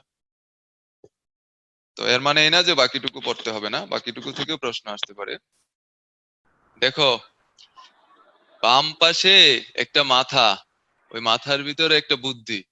তো সেই বুদ্ধিটা নিয়ে আমরা একটু কথা বলবো 1 মিনিট, খুবই ইম্পর্টেন্ট, খুব মনোযোগ দাও। দেখো, আমরা যখন সজাগ থাকি, আমরা যদি ব্রেনের ওয়েভ গুলা দেখি, তখন ইইজি ইইজি করে, তখন ব্রেনে সাধারণত যে ওয়েভ পাওয়া যায় সেটা হচ্ছে বিটা ওয়েভ, যেটার ফ্রিকোয়েন্সি অনেক বেশি। এবার আমরা যখন সজাগ কিন্তু চোখ বন্ধ করে রাখি, তখন পাওয়া যায় আলফা ওয়েভ। আলফা ওয়েভ হচ্ছে বিটা ওয়েভের চেয়ে কম কম্পাঙ্কের আর কি। তারপর আমরা যখন ঘুমাইতে যাই, তখন আমরা হালকা ঘুম যখন হয় তখন ওই থেটা, বা একদম গভীর ঘুম যখন হয় তখন ডেল্টা ওয়েভ পাই। ওকে, কাজেই ডেল্টা ওয়েভ হচ্ছে তোমার একদম ব্রেনের ম্যাক্সিমাম রেস্ট, বিশ্রাম। ওকে, এখন তুমি যখন সজাগ, তখন তোমার হাতে কিন্তু দুইটা অপশন আছে, একটা বিটা ওয়েভ আর একটা আলফা ওয়েভ। সো ব্রেনকে যদি তুমি আলফা ওয়েভে রাখো, তাহলে তোমার বিশ্রাম হয়ে যাবে, সজাগ থাকা অবস্থায় তোমার কিন্তু বিশ্রাম হয়ে যাচ্ছে। ওকে, সো এই কাজটা করা খুবই সহজ, তুমি চোখ বন্ধ করে রাখলা। সো বসে আছো, বাসের সিটে বসে আছো, তোমার 2 ঘন্টার জার্নি, সো 2 ঘন্টা তুমি রেস্ট নিতে চাও, তুমি চোখ বন্ধ করে রাখলা। চোখ বন্ধ করে রাখলে তোমার রেস্ট হয়ে গেল। লিস্ট বিটার চেয়ে তো কম কাজ করতে হচ্ছে, বা কম ফ্রিকোয়েন্সিতে রাখলা তোমার ব্রেনকে। কাজেই এর আগের দিনও আমরা একটা স্লাইডে লিখেছিলাম যে close your ice for 1 minute. সেটা বলার উদ্দেশ্য, এই প্র্যাকটিস করো, এই প্র্যাকটিস গুলো তোমরা রেগুলার করবা। যখন ভাল লাগতেছে না, রেস্ট নিবা।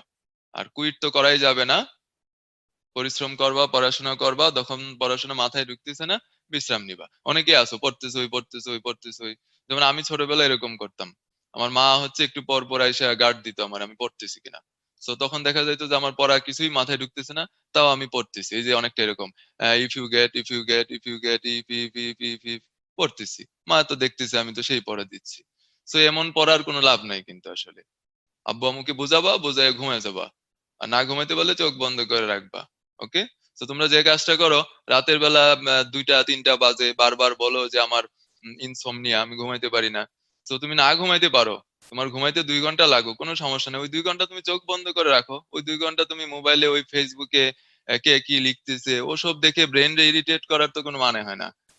কারণ আমাদের এখন সমস্যা হয়ে গেছে যে দুনিয়া সবাই লেখালেখি করে, এক একজনের এক এক মত, এবং এত কন্ট্রোভার্সি, মানে এত কিছু, ব্রেন অল টাইম ইরিটেটেড থাকে। সো এই কাজগুলা কমাবা।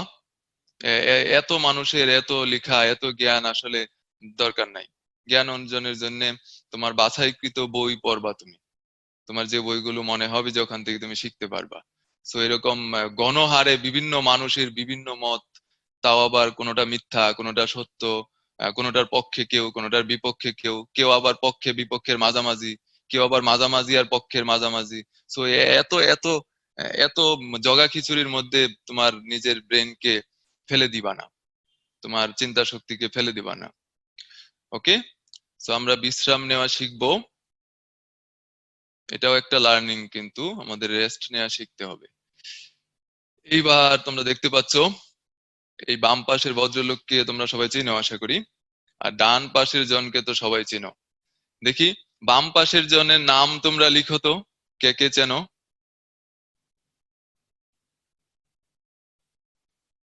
এখানে 2টা বল, একটা টেনিস বল আর একটা ক্রিকেট বল। এই টেনিস বলের লোকটাকে তোমরা কেউ চেনো নাকি? আর ডান পাশের জনকে তো অবশ্যই চিনবা, তিনি সাকিব আল হাসান। সো দেখো, একটা র্যাকেট দিয়ে টেনিস বলকে আঘাত করা, বা একজন গলফার যখন তিনি আঘাত করেন, অথবা একটা ক্রিকেট ব্যাট দিয়ে ক্রিকেট বলকে আঘাত করা, এই 3 ক্ষেত্রেই, অথবা তুমি বলতে পারো ভাই, এই আঘাত করাটা কি অনেকটা এতটাই জোরালো যে আমি যখন কাউকে একটা থাপ্পড় দিব, হ্যাঁ সেটাও। হঠাৎ করে তুমি কাউকে থাপ্পড় দিলা জোরে। সো এই চার ক্ষেত্রেই যে ঘটনাটা ঘটবে সেটি হচ্ছে খুব বেশি পরিমাণ বল, খুব বেশি পরিমাণ বল কাজ করে, খুব বেশি পরিমাণ বল এফ কাজ করে খুব অল্প সময়, খুব অল্প সময় সংঘর্ষটা হয়, অল্প সময় খুব বেশি পরিমাণ বল কাজ করে। সো এই বেশি বল এফ, এটিকেই বলবো আমরা ইম্পালস বা ইম্পালসিভ ফোর্স বা ঘাত বল। ওকে, এই বেশি পরিমাণ বলই হচ্ছে ঘাত বল, আর ওই যে অল্প সময় সেটি হচ্ছে এই ঘাত বলটা কতটুকু সময় প্রযুক্ত ছিল। সো এই ঘাত বল এফ এর ঘাত কি, বা এই বলের ঘাত বলতে আমরা কি বুঝি আসলে? এর বলের ঘাতকে আমরা যে দিয়ে প্রকাশ করি, বলের ঘাত হবে ওই বেশি পরিমাণ বল এবং অল্প সময়, এই দুইটার গুণফল। সো বল যেহেতু একটা ভেক্টর রাশি আর সময় যেহেতু একটা স্কেলার রাশি, তুমি একটা ভেক্টর রাশিকে আরেকটা স্কেলার রাশি দিয়ে গুণ করলে নতুন যে রাশিটা পাবা সেটাও হবে ভেক্টর রাশি। কাজেই বলের ঘাত একটা ভেক্টর রাশি। এবার দেখো, বলের একক কি? নিউটন। সময়ের একক কি? সেকেন্ড। কাজে আমরা বলতে পারি যে বলের ঘাতের একক Newton second, Newton second. So বলের ঘাত সম্পর্কে এইটুকু মনে রাখবা, বলের ঘাতের সমীকরণটা মনে রাখবা, বলের ঘাত জিনিসটা কি মনে রাখবা। সো আমি যদি একটা প্রশ্ন করি যে বলের ঘাত হচ্ছে এফ টি, ওকে, আর ঘাত বল কোনটা? ওই এফটা। কাজে বলের ঘাত আর ঘাত বলের অনুপাত কি হবে? টি। ওকে, সো এই সমীকরণটা মনে রাখবা। পরীক্ষায় এমন প্রশ্ন আসতে পারে যে সাকিব আল হাসান এত নিউটন, এত নিউটন বলে একটা ক্রিকেট বলকে আঘাত করলেন এবং সেই আঘাতের বা সংঘর্ষের সময়কাল ছিল এত সেকেন্ড। বললো যে 100 নিউটন, 100 নিউটন বলে আঘাত করলেন এবং সময়কাল ছিল 0.1 সেকেন্ড। বলের ঘাত কত? বলের ঘাত কত? ওই যে গুণ করে দিবা 100 × 0.1, গুণ করে দিলা, হয়ে গেল 10 নিউটন সেকেন্ড, 10 নিউটন সেকেন্ড। কাজে নিউটন পার সেকেন্ড না, কিন্তু নিউটন সেকেন্ড হচ্ছে বলের ঘাতের একক। সো এই বলের ঘাত সম্পর্কে এইটুকু মনে রাখলেই হবে। তারপরে আসো এই প্রশ্নটার অ্যান্সার দেখি কে দিতে পারো আগে। জি ভাই, জি ভাই, কোশ্চেনের অ্যান্সার দিচ্ছি ভাই। কেমন আছো? আছি ভাই, ভালো। ওটা হচ্ছে বলের ঘাত আর ঘাত বল কোনটা হচ্ছে ভেক্টর কোনটা স্কেলার, এটা বুঝতে পারিনি, তো এটাই অ্যান্সার দিচ্ছিলাম। হ্যাঁ, ঘাত বল হচ্ছে ওই সাকিব আল হাসান যে বলে ক্রিকেট বলটাকে আঘাত করলো সেই বলটার মান হচ্ছে ঘাত বল, আর সেই বলটার দিক হচ্ছে ঘাত বলের দিক। আর বলের ঘাত হচ্ছে ওই ঘাত বলটার সাথে তুমি সময়টা গুণ করে দিবা, মানে কত সময় কাজ করলো বলটা। খুব অল্প সময় না, সেই অল্প সময়টা। কাজে সময় টাইমের সাথে বল গুণ করে দিলে সেটা হবে বলের ঘাত। আর শুধু বলটা, বল মানে ক্রিকেট বল না, ফোর্স, সেই ফোর্সটা হবে ঘাত বল। বলটা ঘাত বল আর ওই বলের সাথে সময় গুণ করলে বলের ঘাত। ওকে, থ্যাংক ইউ। অনেকেই অ্যান্সার করতে পারলা আর অনেকেই লাস্টেরটা দাগাইলা, জানি না। এটার অ্যান্সার কি হবে? সময়। কেন সময় হবে? কারণ বলের ঘাত এফ টি আর ঘাত বল হচ্ছে ওই এফটা। সো বলের ঘাত এবং ঘাত বলের অনুপাত কি হবে? টি, টি মানে সময়, টাইম। এটার অ্যান্সার হবে সময়।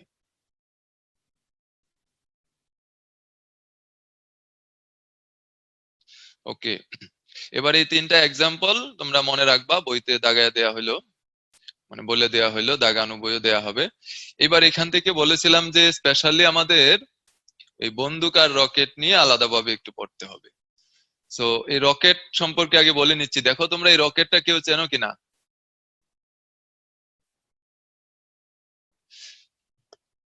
এই রকেটটা আমাদের বঙ্গবন্ধু স্যাটেলাইট 1 উৎক্ষেপণ করা হয়েছিল এই রকেট দিয়ে।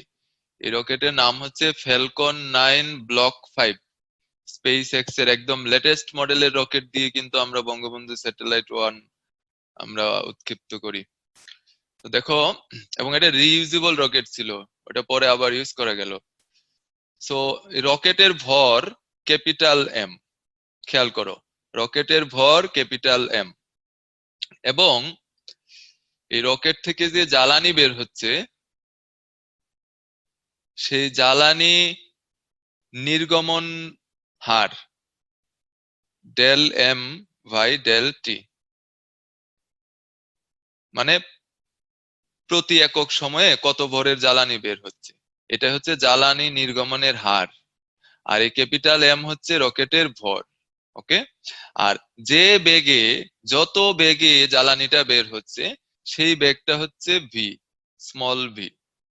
ওকে, আর রকেটটা তো উপরে উঠতেছে, যত উপরে উঠতেছে এর ত্বরণ বা এর বেগ বাড়তেছে। সো এর ত্বরণ এ, এই এ হচ্ছে রকেটের ত্বরণ। আমি আবারও বলছি, এই স্মল এ এটা হচ্ছে রকেটের ত্বরণ, ক্যাপিটাল এম রকেটের ভর, আর এই del M by del T হচ্ছে জ্বালানি নির্গমনের হার, আর এই স্মল ভি হচ্ছে জ্বালানি নির্গমন বেগ, জ্বালানি নির্গমন বেগ। তো তোমাকে যে কাজটা করতেই হবে সেটি হচ্ছে এই সমীকরণটা মুখস্থ করতে হবে। এই এ ইজ ইকুয়াল টু, উপরে লিখবা ডেল এম বাই ডেল টি,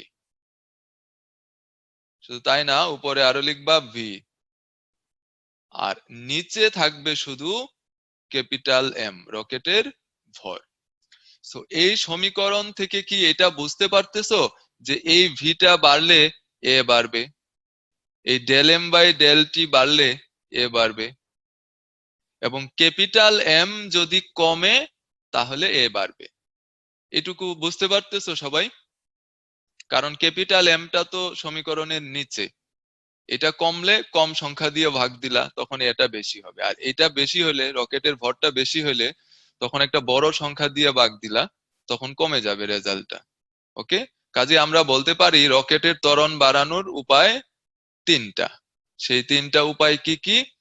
জ্বালানি নির্গমন হার বাড়াতে হবে, জ্বালানি নির্গমনের বেগ বাড়াতে হবে, এবং রকেটের ভর কমাতে হবে। কাজে রকেটের ভর কমলে রকেটের ত্বরণ বাড়ে, রকেটের ভর কমলে রকেটের ত্বরণ বাড়ে, জ্বালানি নির্গমনের হার বাড়লে রকেটের ত্বরণ বাড়ে, জ্বালানি নির্গমন বেগ বাড়লে রকেটের ত্বরণ বাড়ে। তো এইটুকু জাস্ট মনে রাখলেই হবে। এবার আমরা এই বন্দুক থেকে বন্দুকের সমীকরণটা আমাদের মনে রাখতে হবে। সো এখানেও বন্দুকের ভর ক্যাপিটাল এম, বন্দুকের ভর দিব আমরা ক্যাপিটাল এম, আর বন্দুক থেকে যে গুলি বের হবে সেই গুলির ভর স্মল এম, গুলি ছোট তাই। আর এই গুলির বেগ হচ্ছে স্মল ভি।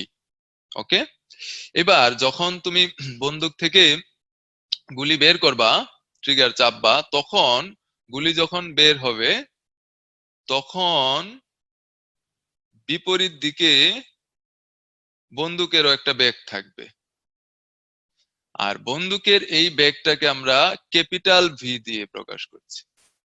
কাজে খেয়াল করো, গুলির বেগ যেদিকে বন্দুকের বেগটা হবে তার বিপরীত দিকে।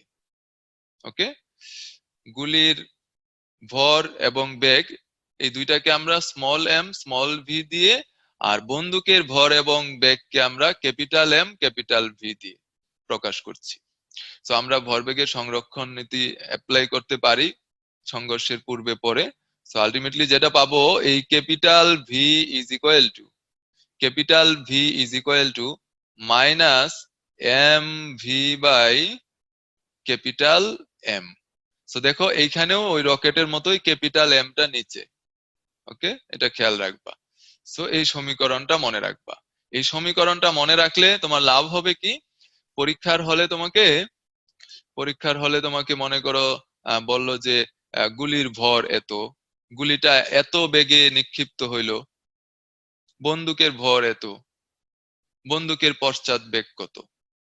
সো দেখো এখানে মাইনাস চিহ্নটা কেন, কারণ এই ভিটা যেদিকে, এই ভিটা তার বিপরীত দিকে, তাই মাইনাস চিহ্ন। ওকে, সো পরীক্ষায় যদি বলে বন্দুকের বেগ কত, তাহলে এই মাইনাস সহ অ্যান্সার। আর যদি বলে পশ্চাৎ বেগ কত, তো পশ্চাৎ শব্দটা দিয়েই তো বোঝায় দিল যে পেছনে। মাইনাস শব্দ, মাইনাস দিয়েও তো আমরা এটাই বুঝতাম যে পেছনের দিকে। কাজেই পশ্চাৎ বেগ বললে তখন তোমার আর ওই মাইনাস দেয়া লাগবে না অ্যান্সারে। আর যদি বলে বন্দুকের বেগ, তাহলে মাইনাস সহ দাগাবা। ওকে, সো আশা করি তোমরা এখান থেকে ম্যাথ আসলে পারবা, জাস্ট এই মান বসাবা, এখানে আর কোনো কাজ নাই। আর মনে রাখবা কোনটা কি। সো আমি একটা প্রশ্ন করি, দেখি তোমরা পারো কিনা। তোমরা চ্যাট বক্সে লিখবা অথবা মনে মনে বলবা, তাহলেও হবে। মনে করো আমি একটা বন্দুক বানাইলাম, সে বন্দুকটা কেমন, ছোট, ছোট সাইজের একটা বন্দুক বানাইলাম সাপোজ, কাল্পনিক কিন্তু প্রশ্ন। হ্যাঁ, সো ওই বন্দুকের ভর ক্যাপিটাল এম। যে গুলিটা বানাইলাম না, এই গুলিটার ভর স্মল এম, এবং আমার এই বন্দুকের ভর এবং গুলির ভর সমান, এরকম একটা বন্দুক। বন্দুকের ভর আর গুলির ভর সমান, তাহলে কি ঘটনাটা ঘটবে দেখো। এই এই এম আর এই এম কাটাকাটি যাবে, আমার বন্দুকের জন্য কাটাকাটি যাবে। কেন যাবে? কারণ এই দুইটা সমান।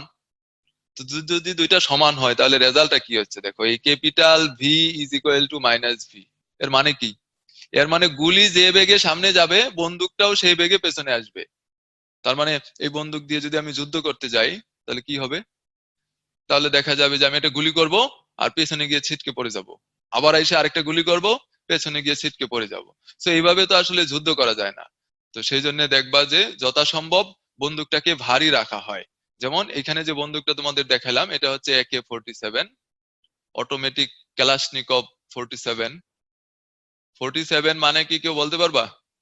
এটা যাকে জিজ্ঞেস করা হয় অনেক মজার মজার অ্যান্সার পাওয়া যায়। আমার এক বন্ধু বলতো যে একসাথে 47টা করে গুলি বের হয়, এই জন্য এটা 47। আর এর আগের দিন আরেকজন বলল যে 47 কিলোমিটার পর্যন্ত গুলিটা যাবে, সেজন্য এটা 47। আসলে না, এটা 1947 এর মডেল এটা, সেই জন্য 47। আর এটা হলো অটোমেটিক ক্যালাশনিকভ। ক্যালাশনিকভ মানে হচ্ছে একজন মানুষ, রাশিয়ান। তো দেখো এই বন্দুকটা কত ভারী রাখা হইলো। কেন ভারী রাখা হইলো? কারণ পশ্চাৎ বেগটা কম হয়, ক্যাপিটাল এমটা বেশি হইলে, সেজন্য বন্দুক ভারী ভারী রাখা হয়। এবার আমরা চলে যাব লিফটে। তো লিফট একটু গুরুত্ব দিয়ে খেয়াল করো, খুব মনোযোগ দেও সবাই। যারা কিউএনডে তে কোয়েশ্চেন টাইপ করতেছো, তারা একটু পরে কোয়েশ্চেন করো। এদিকে নজর দাও সবাই, এখান থেকে প্রশ্ন আসবে কিন্তু, কথা হয়েছে আমার সাথে। দেখো, আহ, এই মাঝখানের চিত্রটা খেয়াল করো। যদি এমন হয় যে লিফটটা স্থির, মানে লিফটের কোনো বেগ নাই, বেগ শূন্য। ওকে, লিফটের কোনো বেগ নাই, বেগ শূন্য। সো লিফটের যদি কোনো বেগ না থাকে, মানে লিফটটা স্থির, তাহলে তো কোনো ত্বরণও নাই। ত্বরণ মানে বেগের পরিবর্তন, বেগের পরিবর্তনও নাই। ওকে, এবার আমি বললাম যে লিফটটা আসলে স্থির না, লিফটটা নিচে নামতেছে, কিন্তু সমবেগে নিচে নামতেছে, সমবেগ। তো লিফট যদি সমবেগে নিচে নামে, তার মানে তো এর বেগের কোনো পরিবর্তন হইতেছে না, সমান বেগে নিচে নামতেছে।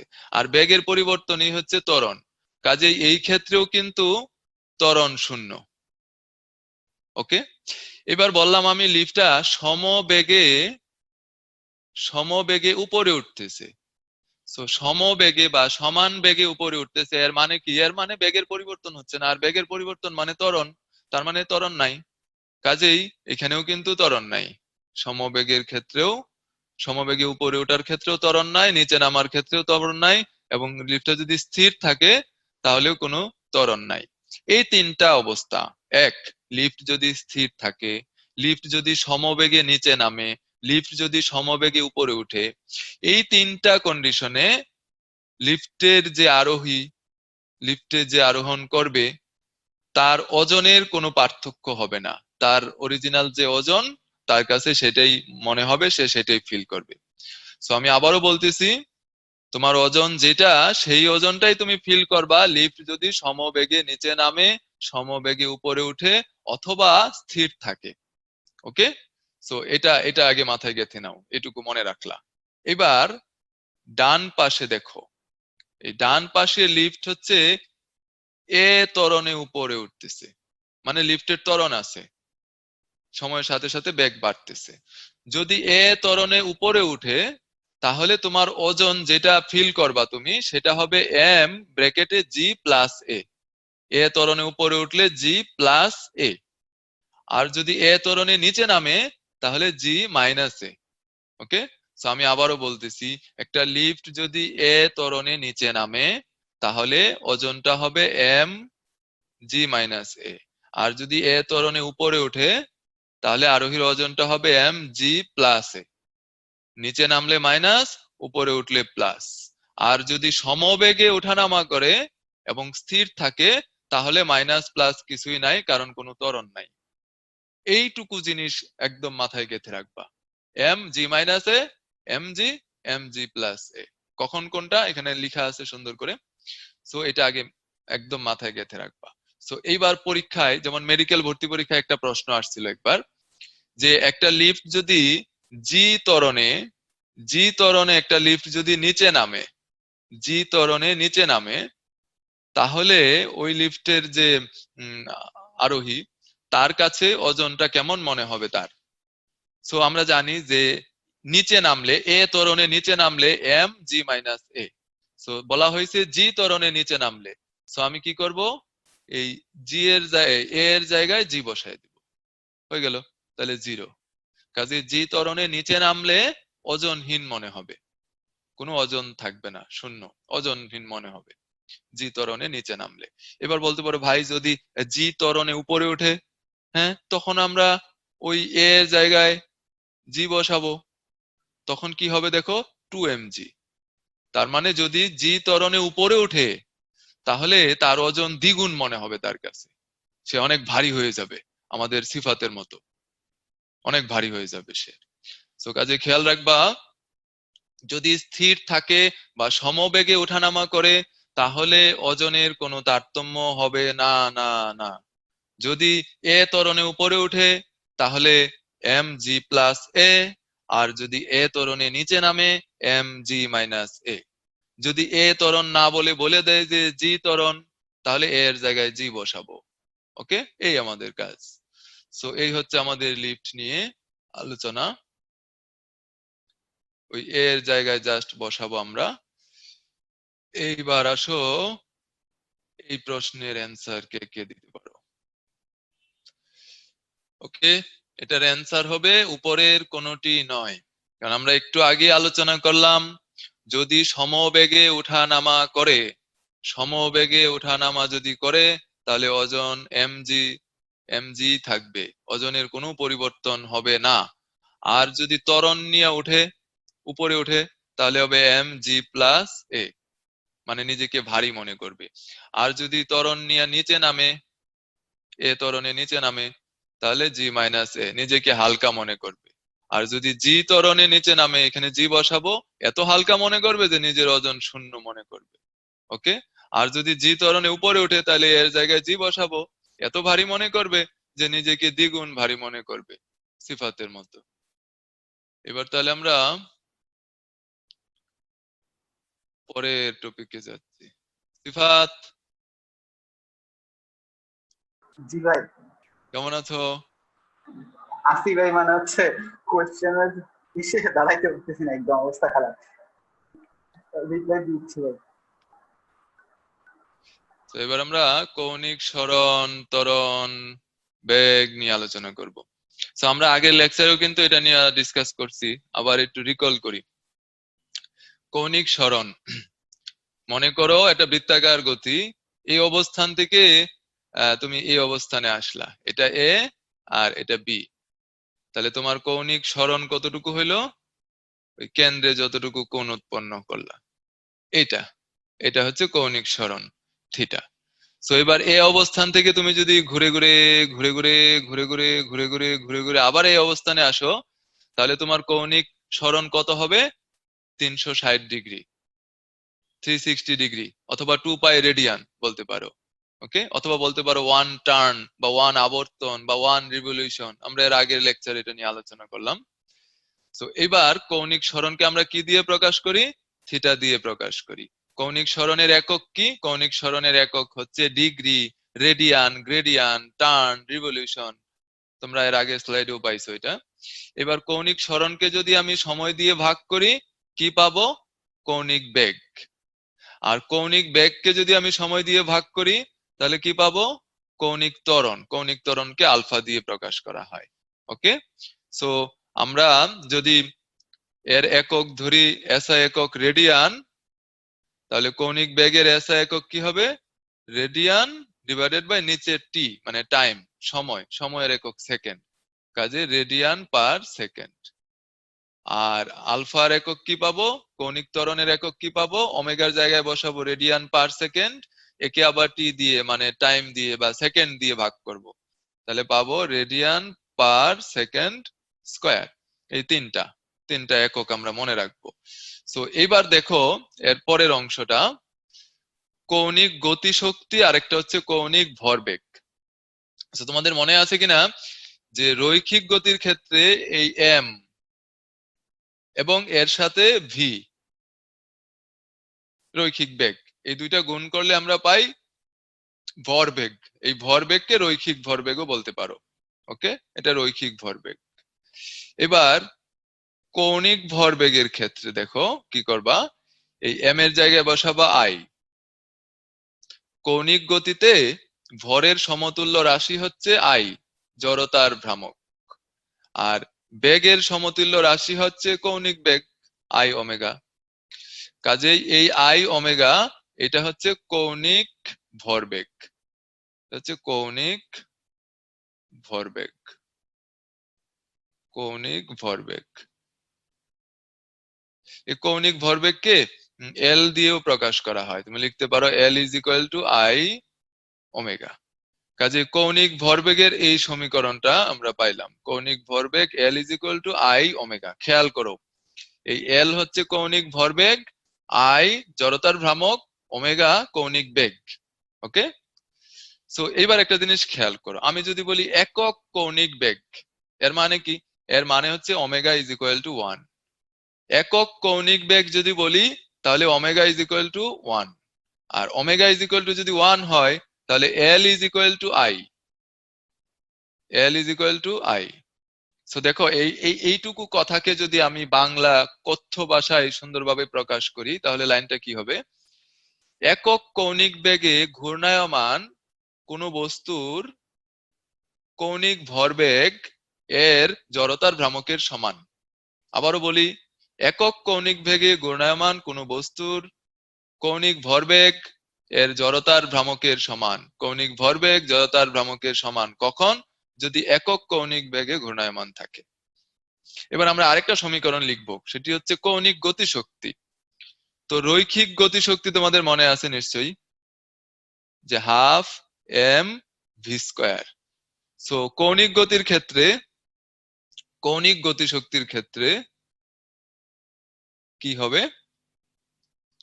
হাফ এম, ভরের সমতুল্য রাশি আই মানে জড়তার ভ্রামক, আর বেগের সমতুল্য রাশি কৌণিক বেগ, so I omega square.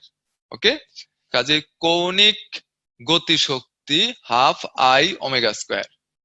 So তোমরা যদি এইখানেও এই কাজটা করতে চাও, কোন কাজটা? এই একটু আগে ওমেগা ইজ ইকুয়াল টু 1 ধরে আমরা যে কাজটা করছিলাম, তাহলে কি হবে দেখো, আমরা এখানেও ধরলাম যে ওমেগা ইজ ইকুয়াল টু 1 মানে একক কৌণিক বেগ। সো এইখানে দেখো ওমেগা ইজ ইকুয়াল টু যদি 1 হয় তাহলে তুমি লিখতে পারো E K is equal to half I, E K is equal to half I, তাই না? কারণ এই ওমেগার জায়গায় 1 বসাইলে 1 স্কয়ার তো 1ই হবে। So E K is equal to half I লিখতে পারবা তুমি কখন? যখন ওমেগা ইজ ইকুয়াল টু 1 ধরবা। আর E K is equal to half I, এটাকে তুমি চাইলে আরেকটু সুন্দর করে লিখতে পারো যে I is equal to, I is equal to 2 into E K, I is equal to 2 into E K. So দেখো এতক্ষণ আমরা যেটা পাইলাম, আমরা যদি একসাথে লিখি, একটা পাইলাম হচ্ছে I is equal to 2 into E K, আরেকটা পাইলাম হচ্ছে I is equal to L. So এই দুইটা আমরা কখন পাইলাম? একক কৌণিক বেগে ঘূর্ণায়মান বস্তুর জন্য। সো আমরা বলতে পারি যে একক কৌণিক বেগে ঘূর্ণায়মান কোন বস্তুর জড়তার ভ্রামক এর কৌণিক ভরবেগের সমান, এর জড়তার ভ্রামক গতিশক্তির দ্বিগুণ, গতিশক্তির দ্বিগুণ ভরবেগের সমান জড়তার ভ্রামক কার? একক কৌণিক বেগে ঘূর্ণায়মান কোন বস্তু। আমি আবারও বলতেছি, একক কৌণিক বেগে ঘূর্ণায়মান কোন বস্তুর জড়তার ভ্রামক এর ভরবেগের সমান, এর গতিশক্তির দ্বিগুণ।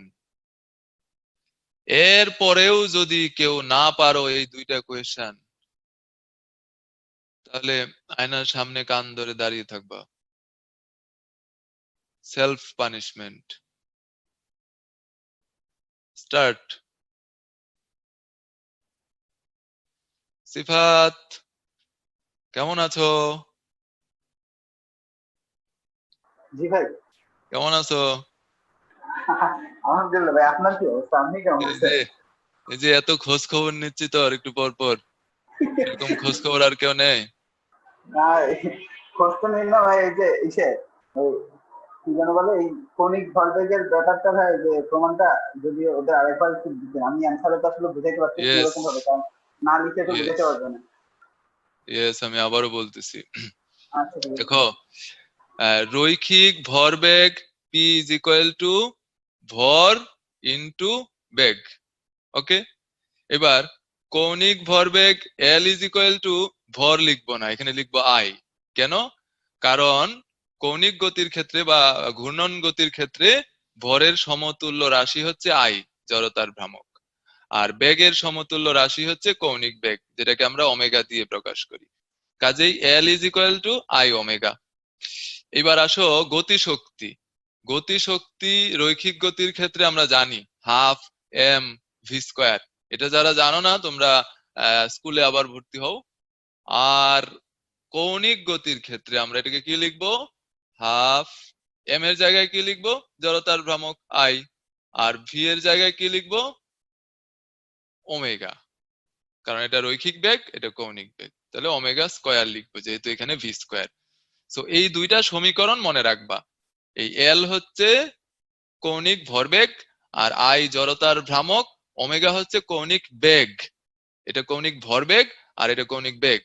ওকে, আর কৌণিক গতিশক্তি half I omega square. I হচ্ছে জড়তার ভ্রামক, ওমেগা হচ্ছে কৌণিক বেগ। সো এবার আমি যেটা বলতেছিলাম, যে যদি ওমেগা ইজ ইকুয়াল টু 1 ধরো, তুমি এটা তুমি ধরলা, ফিজিক্সের কাজই এরকম ধরাধরি করা। তুমি ওমেগা ইজ ইকুয়াল টু 1 ধরলা। So omega is equal to 1 ধরলে এই সমীকরণটাকে তুমি লিখতে পারবা L is equal to I. আর এই সমীকরণটাতে তুমি লিখতে পারবা যে E K is equal to half I. কেন হাফ আই? ওমেগাটা কেন বাদ দিয়ে দিলাম ওমেগা স্কোয়ার? কারণ ওমেগা 1 ধরলাম, 1 ধরলে 1 স্কোয়ার তো 1ই হবে। ওকে, এই 1 ধরলে গুণ করলে ওই সংখ্যাটাই থাকবে, সেজন্য আমরা ওমেগা গুলোকে সরাই দিলাম ওমেগা 1 ধরে। সো এখানে এল ইজ ইকুয়াল টু আই, তুমি লিখতে পারো আই ইজ ইকুয়াল টু এল। এর মানে কি? এর মানে জড়তার ভ্রামক কৌণিক ভরবেগের সমান, জড়তার ভ্রামক কৌণিক ভরবেগের সমান। আর এইখানে তুমি লিখতে পারো I is equal to 2 into E K. এর মানে কি? এর মানে জড়তার ভ্রামক গতিশক্তির দ্বিগুণ। কাজে জড়তার ভ্রামক গতিশক্তির দ্বিগুণ এবং কৌণিক ভরবেগের সমান। কখন? একক কৌণিক বেগে ঘূর্ণনরত বস্তুর ক্ষেত্রে, কারণ সেক্ষেত্রে omega is equal to 1। So এই প্রশ্নটা কি? একক কৌণিক বেগে ঘূর্ণনরত বস্তুর জড়তার ভ্রামক মানে আই, এর কৌণিক ভরবেগ হচ্ছে ক্যাপিটাল এল, ক্যাপিটাল এল, কৌণিক ভরবেগের সমান। আর গতিশক্তির ক্ষেত্রে প্রশ্নটা কি হবে?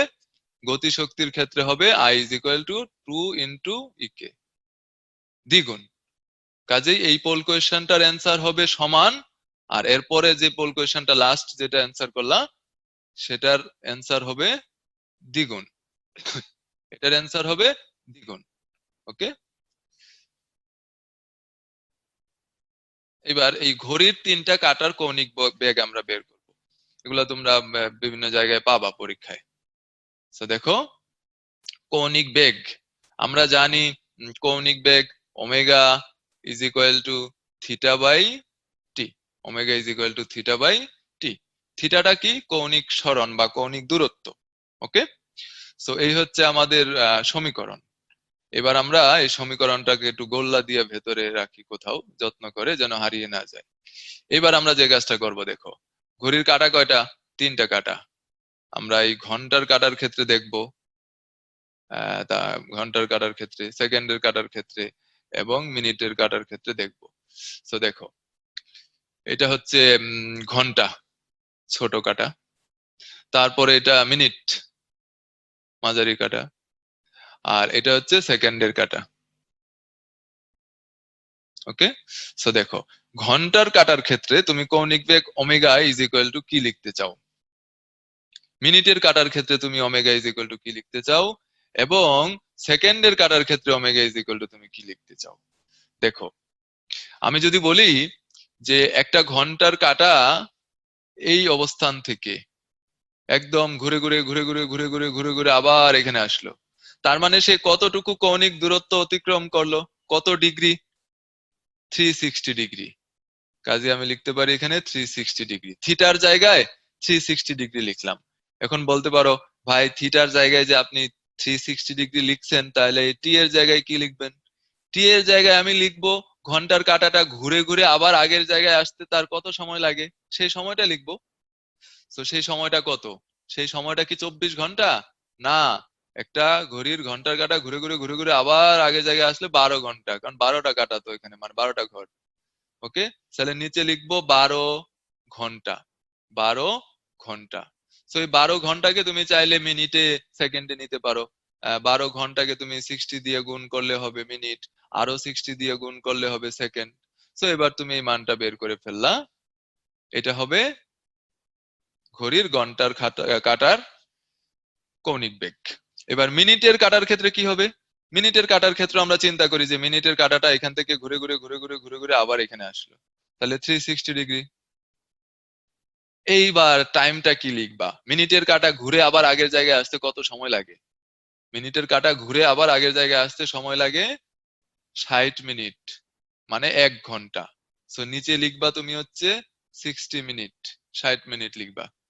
ওকে, এটাকে সেকেন্ডে নিতে চাইলে আরো 60 দিয়ে গুণ করবা, হয়ে গেল। এবার সেকেন্ডের কাটার ক্ষেত্রে তুমি উপরে লিখলা 360 ডিগ্রি, মানে সেকেন্ডের কাটাটা ঘুরে আবার আগের জায়গায় আসলো। তো সেকেন্ডের কাটা ঘুরে আবার আগের জায়গায় আসতে তার কত সময় লাগে? সেকেন্ডের কাটা ঘুরে ঘুরে ঘুরে ঘুরে আবার আগের জায়গায় আসতে সময় লাগে 60 সেকেন্ড, মানে 1 মিনিট। সো এখানে আমি সেকেন্ডেই রাখলাম এটাকে, আর সেকেন্ডে নেওয়ার কিছু নাই। সো এটা হবে সেকেন্ডের কাটার কৌণিক বেগ, এটা হবে মিনিটের কাটার কৌণিক বেগ, এবং এটা হবে ঘন্টার কাটার কৌণিক বেগ। সো এটুকু জিনিস মনে রাখবা, তোমরা এমসিকিউ তে পাবা, খুব সহজ জিনিস কিন্তু। এবার দেখি এটাকে ক্যান্সেল করতে পারো। প্রশ্নটা কি ছিল? একটা দেয়াল ঘড়ির সেকেন্ডের কাঁটা প্রতি মিনিটে কত কৌণিক দূরত্ব অতিক্রম করে? একটা দেয়াল ঘড়ির সেকেন্ডের কাঁটা প্রতি মিনিটে ঘুরে ঘুরে আবার আগের জায়গায় চলে আসে, তার মানে 360 ডিগ্রি ঘুরে চলে আসে। কাজে এর অ্যান্সার হবে 360 ডিগ্রি, 360 ডিগ্রি।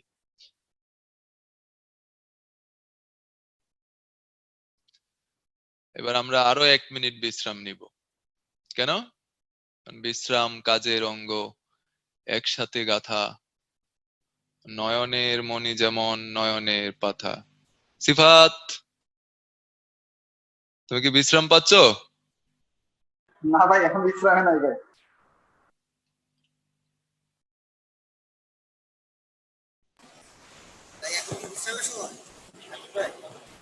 হ্যাঁ ভাই, হ্যাঁ বিশ্রাম, 1 মিনিটের সবার জন্য বিশ্রাম। বিশ্রাম, আমার জন্য এখনো বিশ্রাম হচ্ছে না ভাই। এই যে মিনিটের কাটা নিয়ে ওদের একটু সমস্যা হচ্ছে ভাই। মিনিটের কাটা নিয়ে?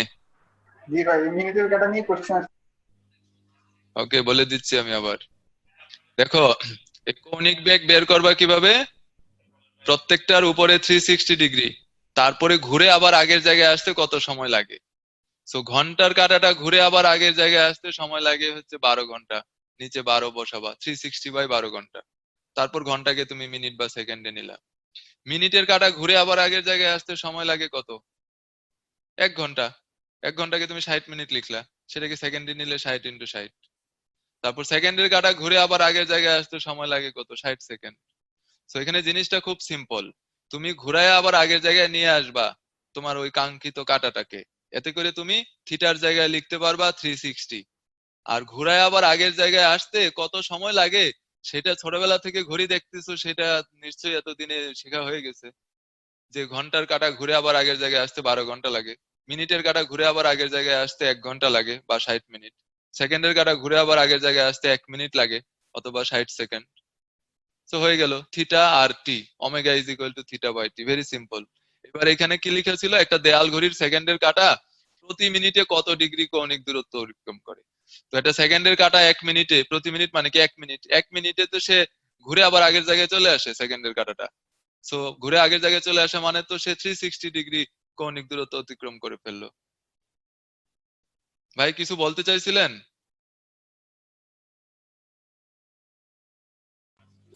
না ভাই।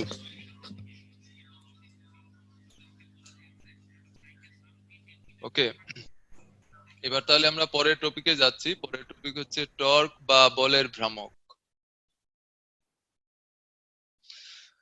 তো এই জিনিসটা দেখছো সবাই? তারা দেখো না, এবার একটু দেখে নাও এটার কাজটা কি। দেখো, মনে করো আমি এখানে একটা নাট রাখলাম, একটা নাট আঁকার চেষ্টা করি। এই যে একটা নাট, খুব সুন্দর একটা নাট আঁকছি। সিফাত, দেখতো আমার নাটটা কত সুন্দর হয়েছে। দেখার তো একটা সুযোগই পাচ্ছি না। কল্পনা করে নে যে কত সুন্দর একটা নাট আঁকলাম। ভাই হ্যাঁ, সুন্দর হয়েছে ভাই। Thank you. এবার এই নাটটাকে তুমি যদি খুলতে চাও, তুমি মনে করো এইদিকে একটা বল প্রয়োগ করলে, ওই নাট খুলবে কোনোদিন? না। তো কি করতে হবে দেখো, এই যে রেঞ্জটা লাগাইলা না, নাটের সাথে ফিক্সড করলা, তখন তুমি এইদিকে বল প্রয়োগ করলা, এদিকে যদি বল প্রয়োগ করো তখন নাটটা হচ্ছে খুলবে, আর এদিকে বল প্রয়োগ করলে নাট হচ্ছে টাইট হবে। ওকে, সো এইবার তোমাকে যেটা মনে রাখতে হবে, তুমি নাটে যে বল প্রয়োগ করবা, কতটুকু বল প্রয়োগ করলা। মনে করো এফ নিউটন বল প্রয়োগ করলা নাটে, হ্যাঁ, এফ নিউটন বল প্রয়োগ করলা। এখন এই যে ঘুরবে, ঘুরতে ঘুরতে খুলবে বা টাইট হবে, তো সেই ঘূর্ণন অক্ষ থেকে তুমি যেখানে বল প্রয়োগ করলা সেটার যে দূরত্ব, সেটা হচ্ছে এই আর দিলাম দূরত্বটাকে। ওকে, আর বল তুমি এদিকেও প্রয়োগ করতে পারো, চাইলে এদিকে প্রয়োগ করতে পারো। এদিকে প্রয়োগ করলে খুলবে, আর এদিকে প্রয়োগ করলে এদিকে প্রয়োগ করলে খুলবে, আর এদিকে প্রয়োগ করলে টাইট হবে। সো তোমার যেটা দরকার সেটা করলা। সো আমার প্রশ্ন হচ্ছে, এই যে দূরত্বটা যেখানে বল প্রয়োগ করলা, আর এই ঘূর্ণন অক্ষ থেকে ওই ওই বিন্দুটার দূরত্ব, বলের প্রয়োগ বিন্দুর দূরত্ব, সেটা যদি আর হয়, তো এই দূরত্বকে মাঝে মধ্যে আমরা ভেক্টর রূপ দিতে পারি, তখন আমরা সেটাকে ব্যাসার্ধ ভেক্টর বলবো, এটা ব্যাসার্ধ ভেক্টর আর। সো এই বলটা এবং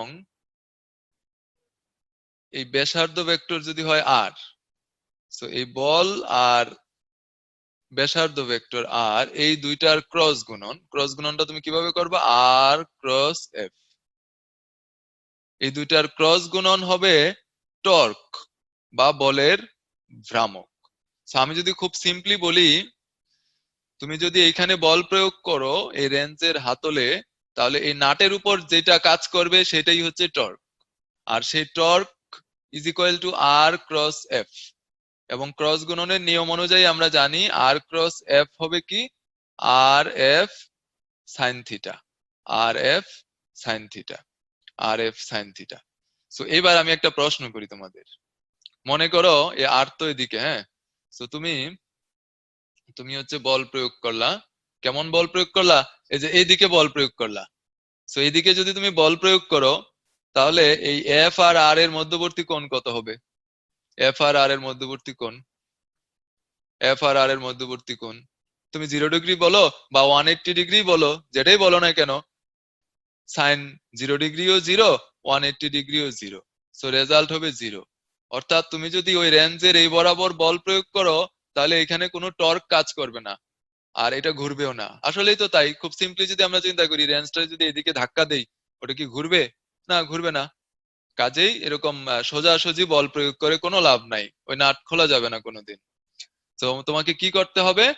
তোমাকে বেশি টর্ক পাইতে চাইলে তোমাকে 90 ডিগ্রিতে বল প্রয়োগ করতে হবে, যে একদম এই যে এরকম 90 ডিগ্রিতে বল প্রয়োগ করতে হবে।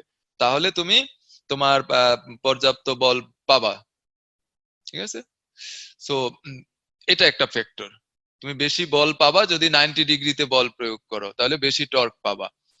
কম বল প্রযুক্ত করেই তুমি বেশি টর্ক পাবা যদি 90 ডিগ্রিতে তুমি বল প্রয়োগ করো এই নাট খোলার সময়।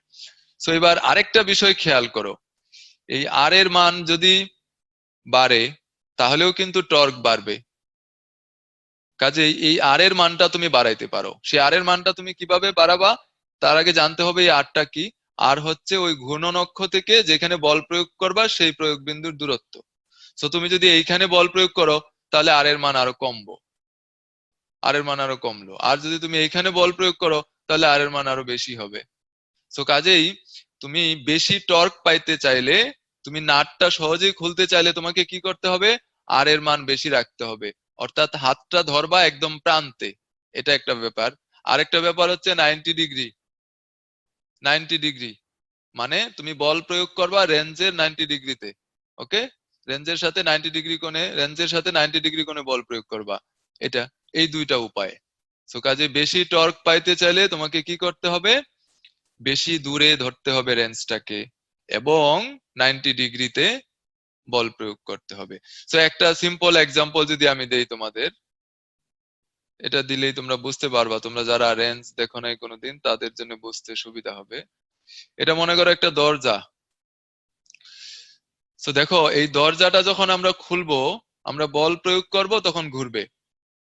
ওকে, সো তুমি এইখানে বল প্রয়োগ করলা, তাহলে এই ঘূর্ণন অক্ষ কবজা থেকে দূরত্ব হবে আর। তুমি যদি এইখানে বল প্রয়োগ করো, এই দূরত্বটা হবে আর। কাজেই এটা যদি হয় এ আর এটা যদি হয় বি, তাহলে বি তে তুমি আর কম পাচ্ছ, আর আর কম পাইলে টর্ক কম পাবা, দরজাটা ঘোরানোটা ততটাই কষ্টকর হবে, টর্ক কম হবে। ওকে, তো এই জন্য দেখবা যে দরজার হাতল গুলো কোথায় থাকে? ওই প্রান্তে থাকে। দরজার হাতল কিন্তু কবজার কাছে থাকে না, কারণ কবজার কাছে থাকলে আর কমে যাবে, আর আর কমে গেলে টর্ক কমে যাবে। তো এই জন্যে দরজার হাতল প্রান্তে না রেখে কবজার কাছাকাছি যদি রাখো তাহলে টর্ক কমে যাবে। সেজন্য দরজার হাতল কোথায় রাখা হয়? কবজার কাছে রাখা হয় না, রাখা হয় দূরে, প্রান্তে। তাই না? তোমাদের বাসায় যাদের দরজা আছে, সবার বাসায় দরজা আছে, তো তোমরা খেয়াল করবা যে প্রান্তে রাখা হয় হাতলটা। সো এই টর্ক সম্পর্কে আমরা এটুকু জানলাম। এবার টর্কের একক কি? টর্কের একক হবে, যেহেতু বল আর দূরত্ব, কাজেই ব্যাসার্ধ বা দূরত্ব এম, মিটার, আর বলের একক হচ্ছে নিউটন। সো টর্কের একক হচ্ছে মিটার নিউটন, বা তুমি চাইলে নিউটন মিটারও বলতে পারো। এই হচ্ছে টর্কের একক। দেখো, দরজার হাতল যদি প্রান্তে না রেখে কবজার নিকটে রাখো তাহলে টর্ক কম হবে। এই জন্যই তো প্রান্তে রাখা হয়, কবজার নিকটে রাখা হয় না। কেন টর্ক কম হবে কবজার নিকটে রাখলে? কারণ কবজার নিকটে রাখলে তুমি তো ওই হাতলেই বল প্রয়োগ করবা, তখন কবজা থেকে বা ঘূর্ণন অক্ষ থেকে বলের দূরত্ব আর কম হবে, আর আর কমলে টর্ক কম হবে। এবার জড়তার ভ্রামক। এই জড়তার ভ্রামক থেকে আমাদের বেশি কিছু জানা লাগবে না, শুধু জড়তার ভ্রামক জিনিসটা কি, এর একক, মাত্রা, এর সমীকরণ। তো দেখো, একটা ঘূর্ণন অক্ষ এটা, বা তুমি এরকম চিন্তা করতে পারো, মনে করো এটা হচ্ছে আমাদের বাংলা সিনেমার একজন নায়ক, ধরো জসিম। যে জসিমের চারদিকে একটা নায়িকা ঘুরতেছে, ধরো সে সাবানা, ওর ঘুরতো না এরকম যে লালালা লালা বলতে? তো এরকম ঘুরতেছে, ধরো এটা হচ্ছে সাবান আহ ঘুরতেছে। তো এরকম সাবানা না চিন্তা করে, বা একটা মানুষ চিন্তা না করে, আমরা যদি একটা বিন্দু ভর চিন্তা করি, যার ভর হচ্ছে এম। সো এই বস্তুটা যখন ঘুরবে এই অক্ষের চারদিকে, এই ঘূর্ণন অক্ষ থেকে বস্তুটার দূরত্ব যদি হয় আর, তাহলে এই বস্তুটার জড়তার ভ্রামক, এই স্মল এম ভরের বস্তুটার জড়তার ভ্রামক আই হবে I is equal to M R square. So এইটুকু হচ্ছে তোমার প্রাইমারি কাজ, এই সমীকরণটা মনে রাখা। সো এবার আমার প্রশ্ন হচ্ছে, এই যে নাগরদোলা, এখানে দেখো এই বস্তুটা মনে করো ঘুরতেছে। সো এই বস্তুটার এই বিন্দুটা ঘূর্ণন অক্ষ থেকে যতটুকু দূরে, এই বিন্দুটা তো ততটুকু দূরে না, আরো বেশি দূরে। কাজে আমরা যদি আলাদা আলাদা ভাবে প্রত্যেকটা বিন্দুর জড়তার ভ্রামক বের করি, তাহলে আমাদের বের করতে হবে m1 r1 square, m2 r2 square, m3 r3 square, তারপর সবগুলা যোগ করতে হবে, কারণ সবগুলা বিন্দুর দূরত্ব সেম না। সো এই অবস্থা উত্তরণের জন্য এই বড় বা অনিয়মিত আকৃতির বস্তুগুলার জড়তার ভ্রামক বের করার জন্য আমরা এই চক্রগতির ব্যাসার্ধ, এই চক্রগতির ব্যাসার্ধের সহায়তা নিয়ে থাকি। এমন একটা বিন্দু যেখানে সমগ্র ভর কেন্দ্রীভূত মনে করা যায়, সেই বিন্দু থেকে ঘূর্ণনকের দূরত্বকে বলা হয় চক্রগতির ব্যাসার্ধ। আর চক্রগতির ব্যাসার্ধ যখন তুমি জানবা, তখন জড়তার ভ্রামক ইজ ইকুয়াল টু লিখতে পারবা ওই টোটাল বস্তুটার ভর ক্যাপিটাল এম এবং কে স্কোয়ার, এম কে স্কোয়ার। তো সমীকরণ দুইটার শানে নুজুল আসলে একই রকম। তো এই দুইটা সমীকরণের যে কোনো একটা থেকেই আমরা এককটা যদি বের করি, জড়তার ভ্রামকের এককটা কি বের হবে? ভরের একক কেজি, দূরত্বের একক বা ব্যাসার্ধের একক মিটার। তো এখানে metre square, KG metre square. কাজে জড়তার ভ্রামকের একক কি? KG metre square. সো একটা প্রশ্ন হবে জড়তার ভ্রামকের একক কি, আর আরেকটা প্রশ্ন হতে পারে যে চক্রগতির ব্যাসার্ধ দেয়া থাকলো আর যে বস্তুটা ঘুরতেছে তার ভর দেয়া থাকলো, জড়তার ভ্রামক বের করো। হয়ে গেল, জাস্ট হচ্ছে সমীকরণে মান বসাবা। তো এরকম একটা প্রশ্ন একবার আসছিল, আমি যেইবার মেডিকেল ভর্তি পরীক্ষা দিই 2011-12 সালে, তখন এই চক্রগতির ব্যাসার্ধ দেয়া ছিল আর বস্তুটার ভর দেয়া ছিল, জড়তার ভ্রামক বের করো। তো মেডিকেল ভর্তি পরীক্ষা এরকম ওই সোনামণিদের গাণিতিক সমস্যায় আসে আর কি, সূত্রগুলো জানলেই হয়। আর জড়তার ভ্রামক থেকে তোমার ওই বিভিন্ন বস্তুর জড়তার ভ্রামক, যেমন একটা সিলিন্ডার, তারপরে একটা সরু সুষম দণ্ড, এর প্রান্ত যদি হয় অক্ষ বা মধ্যবিন্দু যদি হয় অক্ষ, তো এরকম বিভিন্ন বস্তুর জড়তার ভ্রামক নির্ণয়ের একটা চার্ট বইতে আছে। সো ওই চার্টটা তোমরা যারা পারবা মনে রাখবা, যারা পারবা না মনে রাখবা না আর কি। ওই চার্টটা আমি দেখাই দিব একটু পরে, বিশাল একটা চার্ট। সো এত কষ্ট না করলেও হবে যদি খুব অল্প পড়তে চাও, কারণ এই চ্যাপ্টারে প্রশ্ন আসার মতো আরো অনেক কিছু আছে। ওই যে শুরুতে আমরা মৌলিক বল দেখলাম, তো কাজেই এই পর্যন্ত আস্তে আস্তে প্রশ্ন হওয়ার সম্ভাবনা কমে যায়। তো তবু যারা সময় পাবা ওই চার্টটা পড়বা, ওই চার্টটা আমি দেখাই দিব পরে। এবার আসো কেন্দ্রমুখী বল, কেন্দ্রবিমুখী বল। এই দুইটা কনসেপ্ট আমরা এর আগের ক্লাসে আলোচনা করেছিলাম, আবার আলোচনা করব আজকে। সো ব্যাপারটা হচ্ছে, এই পৃথিবীটা দেখো, এই পৃথিবীটা এদিক যাচ্ছে, সূর্য বলবে না আমার দিকে আসো। সো তখন পৃথিবী এদিক না গিয়ে এখানে আসলো। সো এখানে আসার পর পৃথিবী আবার এদিক যাচ্ছে, সূর্য বলল না আমার দিকে আসো। সো সূর্য যদি প্রতিটা মুহূর্তে প্রতিটা মুহূর্তে বলে যে আমার দিকে আসো, তাহলে আলটিমেটলি পৃথিবীটার গতি কেমন হবে? সূর্যের চারদিকে ঘূর্ণায়মান থাকবে। এই হবে পৃথিবীর গতি। সো এইখানে পৃথিবীর বেগের দিক যেদিকে, স্পর্শক বরাবর, স্পর্শক বরাবর, এটা হচ্ছে ভি এর দিক। আর এই বেগের পরিবর্তন ঘটানো হয় কিভাবে? এই বলের দ্বারা। এই বলটা কি বল? মহাকর্ষ বল। এবং এই বলটা কেন্দ্রমুখী বল। এই কেন্দ্রমুখী বল যখন সব সময় কাজ করবে, সর্বক্ষণ কাজ করবে, আমরা এর আগের লেকচার এটা নিয়ে আলোচনা করেছি অনেক। সর্বক্ষণ যখন কাজ করবে এই কেন্দ্রমুখী বলটা, তখনই কেবল এটা সম্ভব যে পৃথিবীর নিজের যে বেগ, সেই বেগের দিক বারবার চেঞ্জ করে করে একে ঘোরানো যাবে, এটা তখনই কেবল সম্ভব। সো এই হচ্ছে কেন্দ্রমুখী বল, যেটা পৃথিবীর উপর কাজ করতেছে। শুধু পৃথিবীর উপর না, মনে করো এই বস্তুটা, ধরো এটা একটা গাড়ি হতে পারে, এটা একটা ট্রেন হতে পারে, এটা একটা সাইকেল হতে পারে, অথবা এটা একটা সুতা হতে পারে, সুতার সাথে একটা বস্তু লাগানো, তুমি আঙ্গুল দিয়ে ঘোরাচ্ছ, সেটাও হতে পারে। সো এই ক্ষেত্রেও এটা হবে কেন্দ্রমুখী বল। সো এই কেন্দ্রমুখী বল ছাড়া ঘূর্ণন সম্ভব না। ওকে, আর এটা তাহলে কি হবে, গাড়ির বেগের দিক, আর এটা হবে কেন্দ্রমুখী বলের দিক, কেন্দ্রমুখী বলের দিক, কেন্দ্রমুখী বলের দিক। কেন্দ্রমুখী বল সব সময় থাকবে। সো এইখানে কেন্দ্রমুখী বলের সাপ্লাই দিচ্ছে কে? কোন বল? মহাকর্ষ বল বা অভিকর্ষ বল বলতে পারো।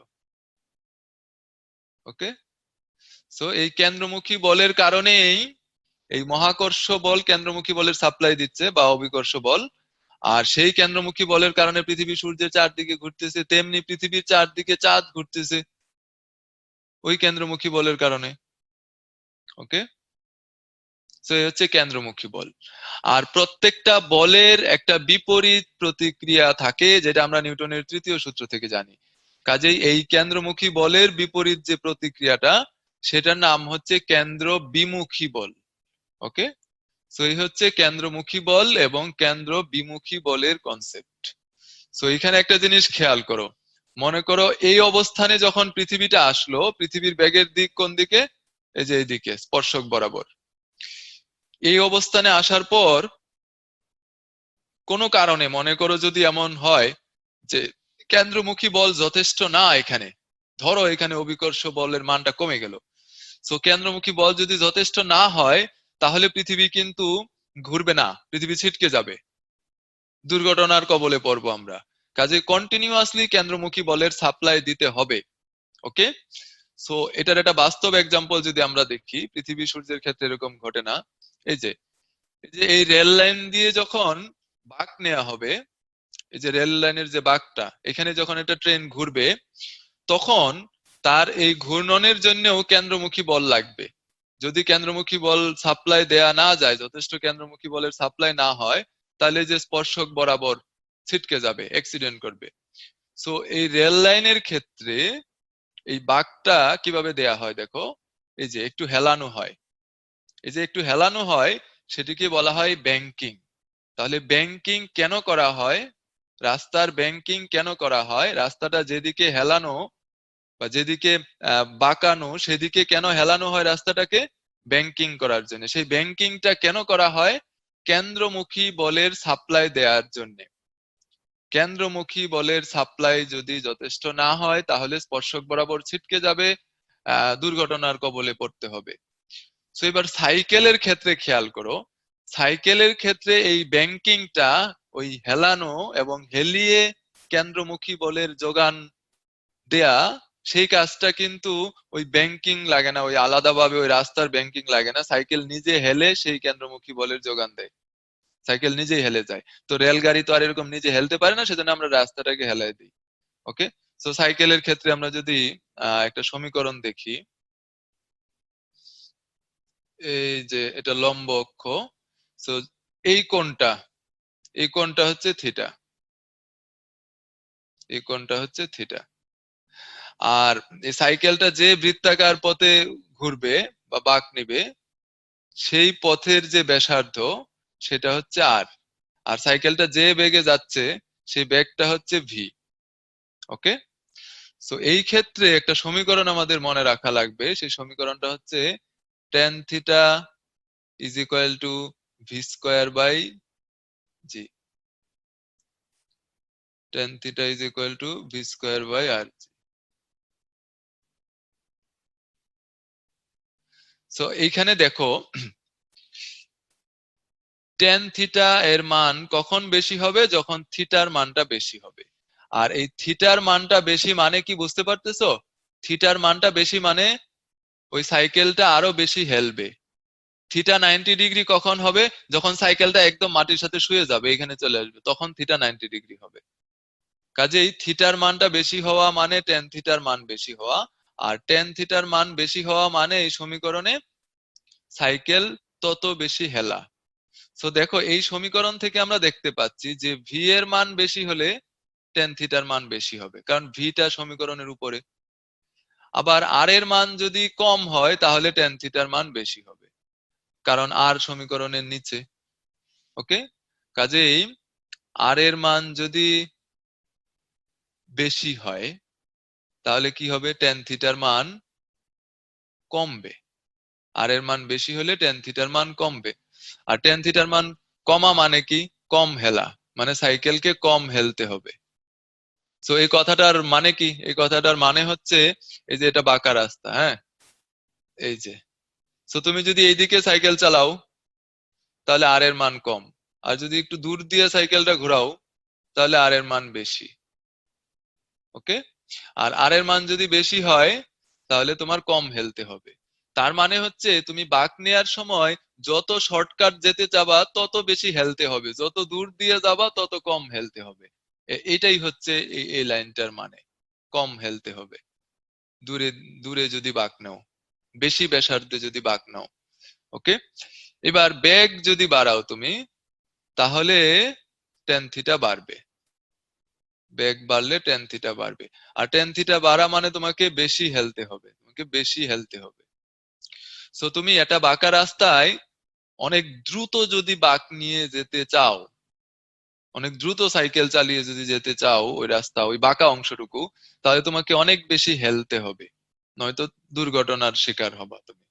ওকে, তো এই জন্য দেখবা যখন হচ্ছে রাস্তার মোড় ঘোরানো হয় বা টার্ন নেওয়া হয়, ইউ টার্ন বা যে টার্নই হোক, তখন দেখবা যে গাড়ির স্পিড কম রাখা হয়, বেগ কম রাখা হয়, এতে করে দুর্ঘটনার চান্স কমে যায়।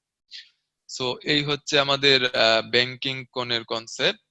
এবার আমাদের লাস্ট পার্টে চলে আসছি আমরা, সেটা হলো সংঘর্ষ বা কলিশন। সো সংঘর্ষ নিয়ে বইতে তোমরা 2-3টা লাইনেই পড়বা, বেশি না। সংঘর্ষ দুই প্রকার, স্থিতিস্থাপক সংঘর্ষ এবং অস্থিতিস্থাপক সংঘর্ষ।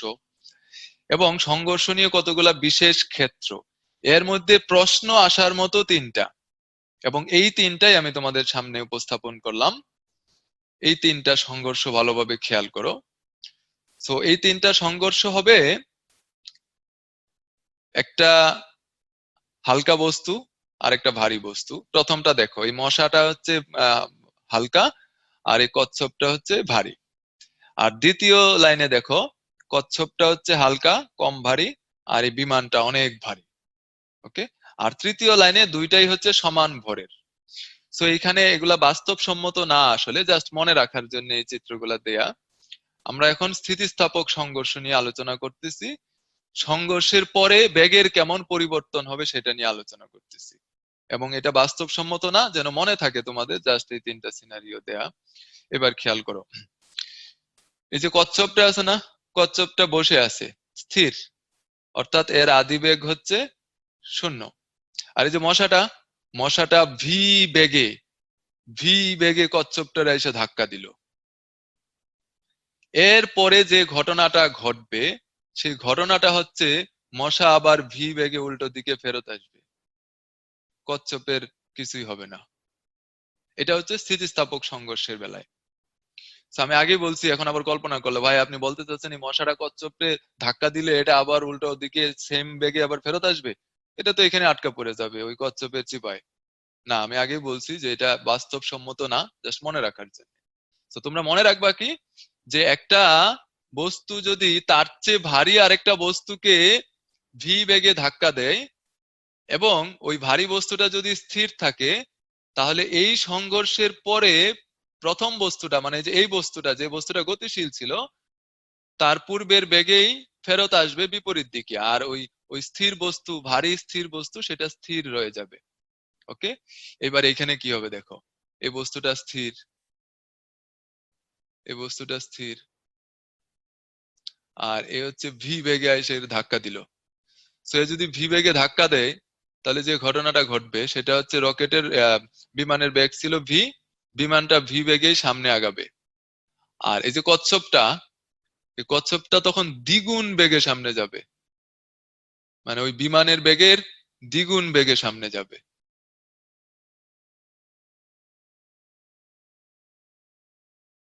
দ্বিগুণ বেগে সামনে যাবে।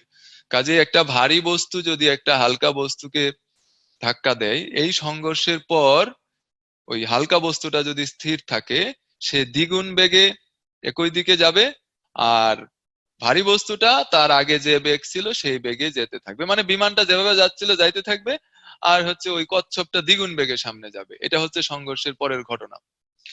এবার এইখানে এই মশাটা মনে করো স্থির, আর এই মশাটার বেগ হচ্ছে ভি। এই মশাটা ভি বেগে একে একে ধাক্কা দিল। এতে করে যে ঘটনাটা ঘটবে, যে মশাটা ওই স্থির মনে করো রক্ত খাচ্ছিল, সেই মশাটা হচ্ছে যে মশাটা রক্ত পান করতেছিল, সেটা ভি বেগে সামনে চলে যাবে। আর যে মশাটা এসে ধাক্কা দিল, সেই মশাটা এসে এখানে স্থির হয়ে যাবে। তো এই তিনটা জিনিস জাস্ট মনে রাখবা আর কি, আর কিছু না। খুব আমি যদি এবার এই যে ছবিগুলা দিলাম সেই ছবিগুলা দিয়ে বলি, একটা মশা একটা কচ্ছপটা এসে ধাক্কা দিল। এতে করে কি হবে? কচ্ছপের কিছুই হবে না, কচ্ছপ শুয়েছিল শুয়েই থাকবে, মশা যে বেগে ধাক্কা দিল সেই বেগে ফেরত যাবে। একটা কচ্ছপ শুয়ে আছে, বিমান এসে ধাক্কা দিল, যদিও এটা ভেরি মাচ আনলাইকলি। তখন কি হবে? বিমান ওই বিমানের বেগেই যাবে, আর ওই কচ্ছপটা বিমানেরও দ্বিগুণ বেগে সামনে যাবে। একটা মশা রক্ত পান করতেছে, আরেকটা মশা এসে ওকে ধাক্কা দিল। এতে করে কি হবে? যে মশা রক্ত পান করতেছিল, সে যে মশা ধাক্কা দিল সেই মশার বেগে সামনে যাবে, আর যে মশা ধাক্কা দিল সেই মশা বসে পড়বে, রক্ত খাওয়া শুরু করবে। সো এইটুকু মনে রাখলেই হবে এখান থেকে।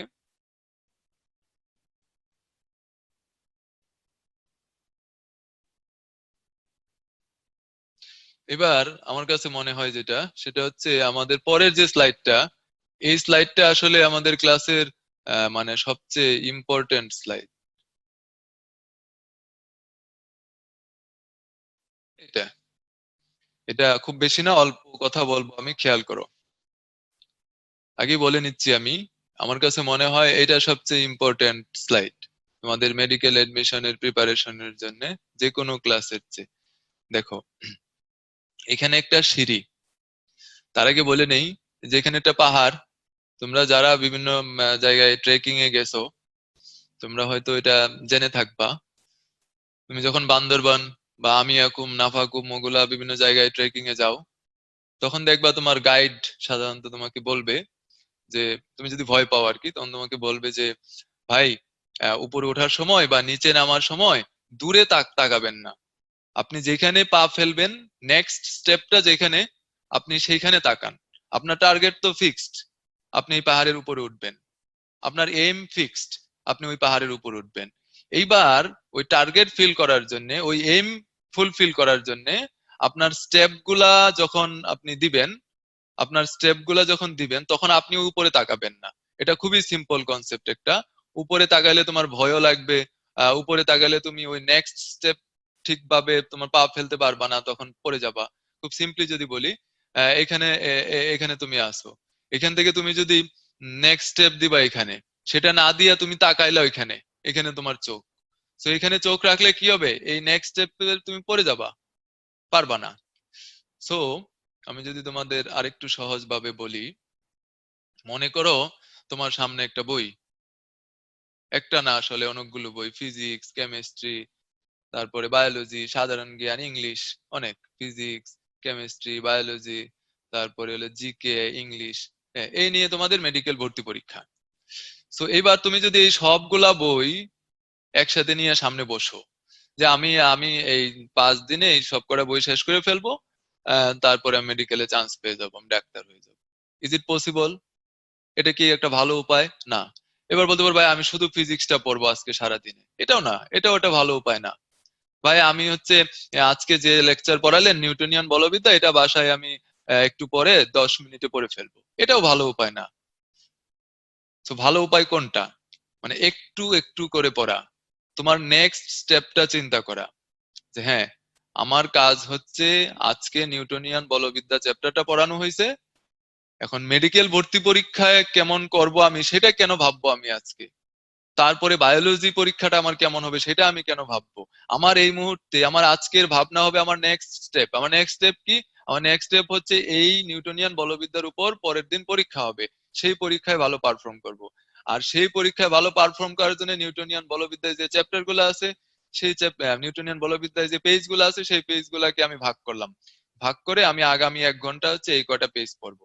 আগামী 1 ঘন্টা আমি হচ্ছে মৌলিক বলগুলো পড়বো। ভাই বলছে এখান থেকে নাকি প্রশ্ন আসেই, তো এটা পড়বো আগামী 1 ঘন্টায় অথবা 2 ঘন্টায় পড়বো।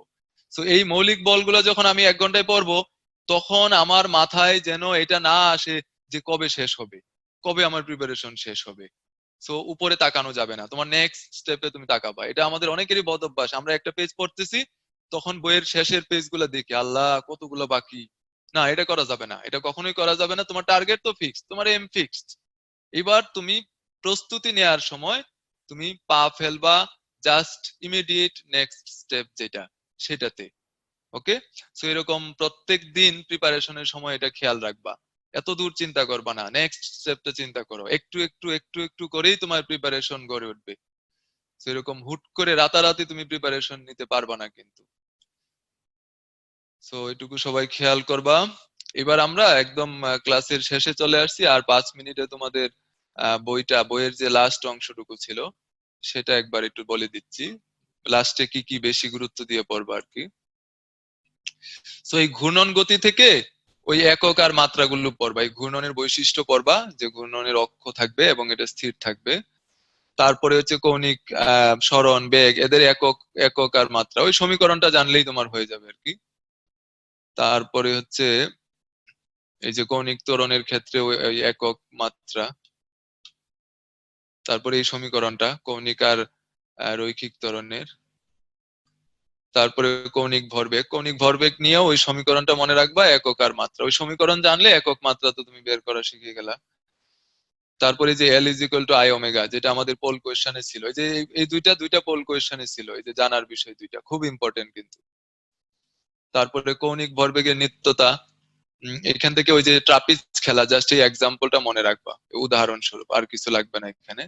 জড়তার ভ্রামক, এই জড়তার ভ্রামক নিয়ে এই যে এই অংশটুকু, একক মাত্রা আর এই যে জানার বিষয় তিনটা। তারপরে চক্রগতির ব্যাসার্ধ বাড়তি আর কিছু নাই, ওই I is equal to M K square অথবা K is equal to root over of I by M লিখতে পারো। আচ্ছা, তারপরে এখানে টর্ক বা বলের ভ্রামক সম্পর্কে ওই সমীকরণটা মনে রাখবা, একক মাত্রা। এই এই যে এখানে টর্কের তাৎপর্য দেয়া আছে, এগুলো আমরা আলোচনা করছি, দরজা রেঞ্জের কথা বললাম। তারপরে হচ্ছে এখানে ওই যে টর্কের equation, torque tau is equal to I alpha লেখা যায়, কারণ F is equal to M A, tau is equal to I alpha লেখা যায়, কারণ বলের সমতুল্য রাশি হচ্ছে টর্ক।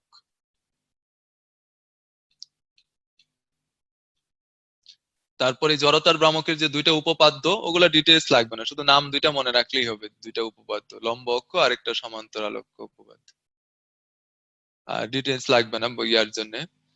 আর এখানে যেটা বলতেছিলাম, এখানে সবগুলা একটা চার্টে দেয়া আছে, এখানে এই লেখাগুলা, সে এই যে এই চার্টটা। তো বিভিন্ন অক্ষের সাপেক্ষে বিভিন্ন বস্তুর জড়তার ভ্রামক, তো এগুলা প্রতিপাদন করা লাগবে না, তুমি জাস্ট মুখস্থ রাখবা কার জড়তার ভ্রামক কত। সো এটা যদি খুব বেশি কষ্ট হয় তাহলে না পড়ো আর কি। এই যে তারপর কেন্দ্রমুখী বল নিয়ে এখানে যে কয়টা লাইন দাগানো আছে, ওই কনসেপ্ট হচ্ছে ওইটুকুই। আর কেন্দ্রমুখী বলের নাম আছে দেখো, এই যে অভিকেন্দ্র, আরেকটা নাম ইংলিশে সেন্ট্রিপেটাল ফোর্স বলে। তারপর রাস্তার ব্যাংকিং সম্পর্কে এটুক জানলেই হবে, ব্যাংকিং কেন করা হয়, কেন্দ্রমুখী বলের যোগান দেওয়ার জন্য। তারপরে যে tan theta is equal to V square by r g, এই সমীকরণটা মনে রাখবা। ভি বাড়লে টেন থিটা বাড়বে, আর বাড়লে টেন থিটা কমবে, টেন থিটা কমা মানে কম হেলা। সো সাইকেল আরোহীর বাঁক নেওয়া, এই ক্ষেত্রেও একই সমীকরণ। ওকে, তারপরে যে গ্রহের গতি, এইখানেও সেম, এখানেও কেন্দ্রমুখী বল লাগবে, যে কোনো ঘূর্ণায়মান বস্তুর জন্য কেন্দ্রমুখী বল লাগবে। আর সংঘর্ষ নিয়ে এখানে কতগুলা লাইন দাগানো আছে, কত প্রকার সংঘর্ষ আর উদাহরণ, এটুকু পড়লেই হবে। আর এই চার্টে এই যে বিশেষ ক্ষেত্র,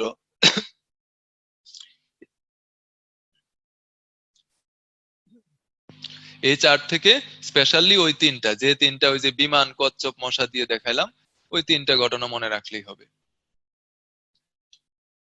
তারপরে অস্থিতিস্থাপক সংঘর্ষ, আহ এখানে আর কিছু পড়া লাগবে না। আর একমাত্রিক সংঘর্ষ যদি মানে একই লাইনে বা একই মাত্রায় সংঘর্ষ হয়, এই এই হচ্ছে আমাদের পড়া আর প্রয়োজনীয় গাণিতিক সমস্যা বলি।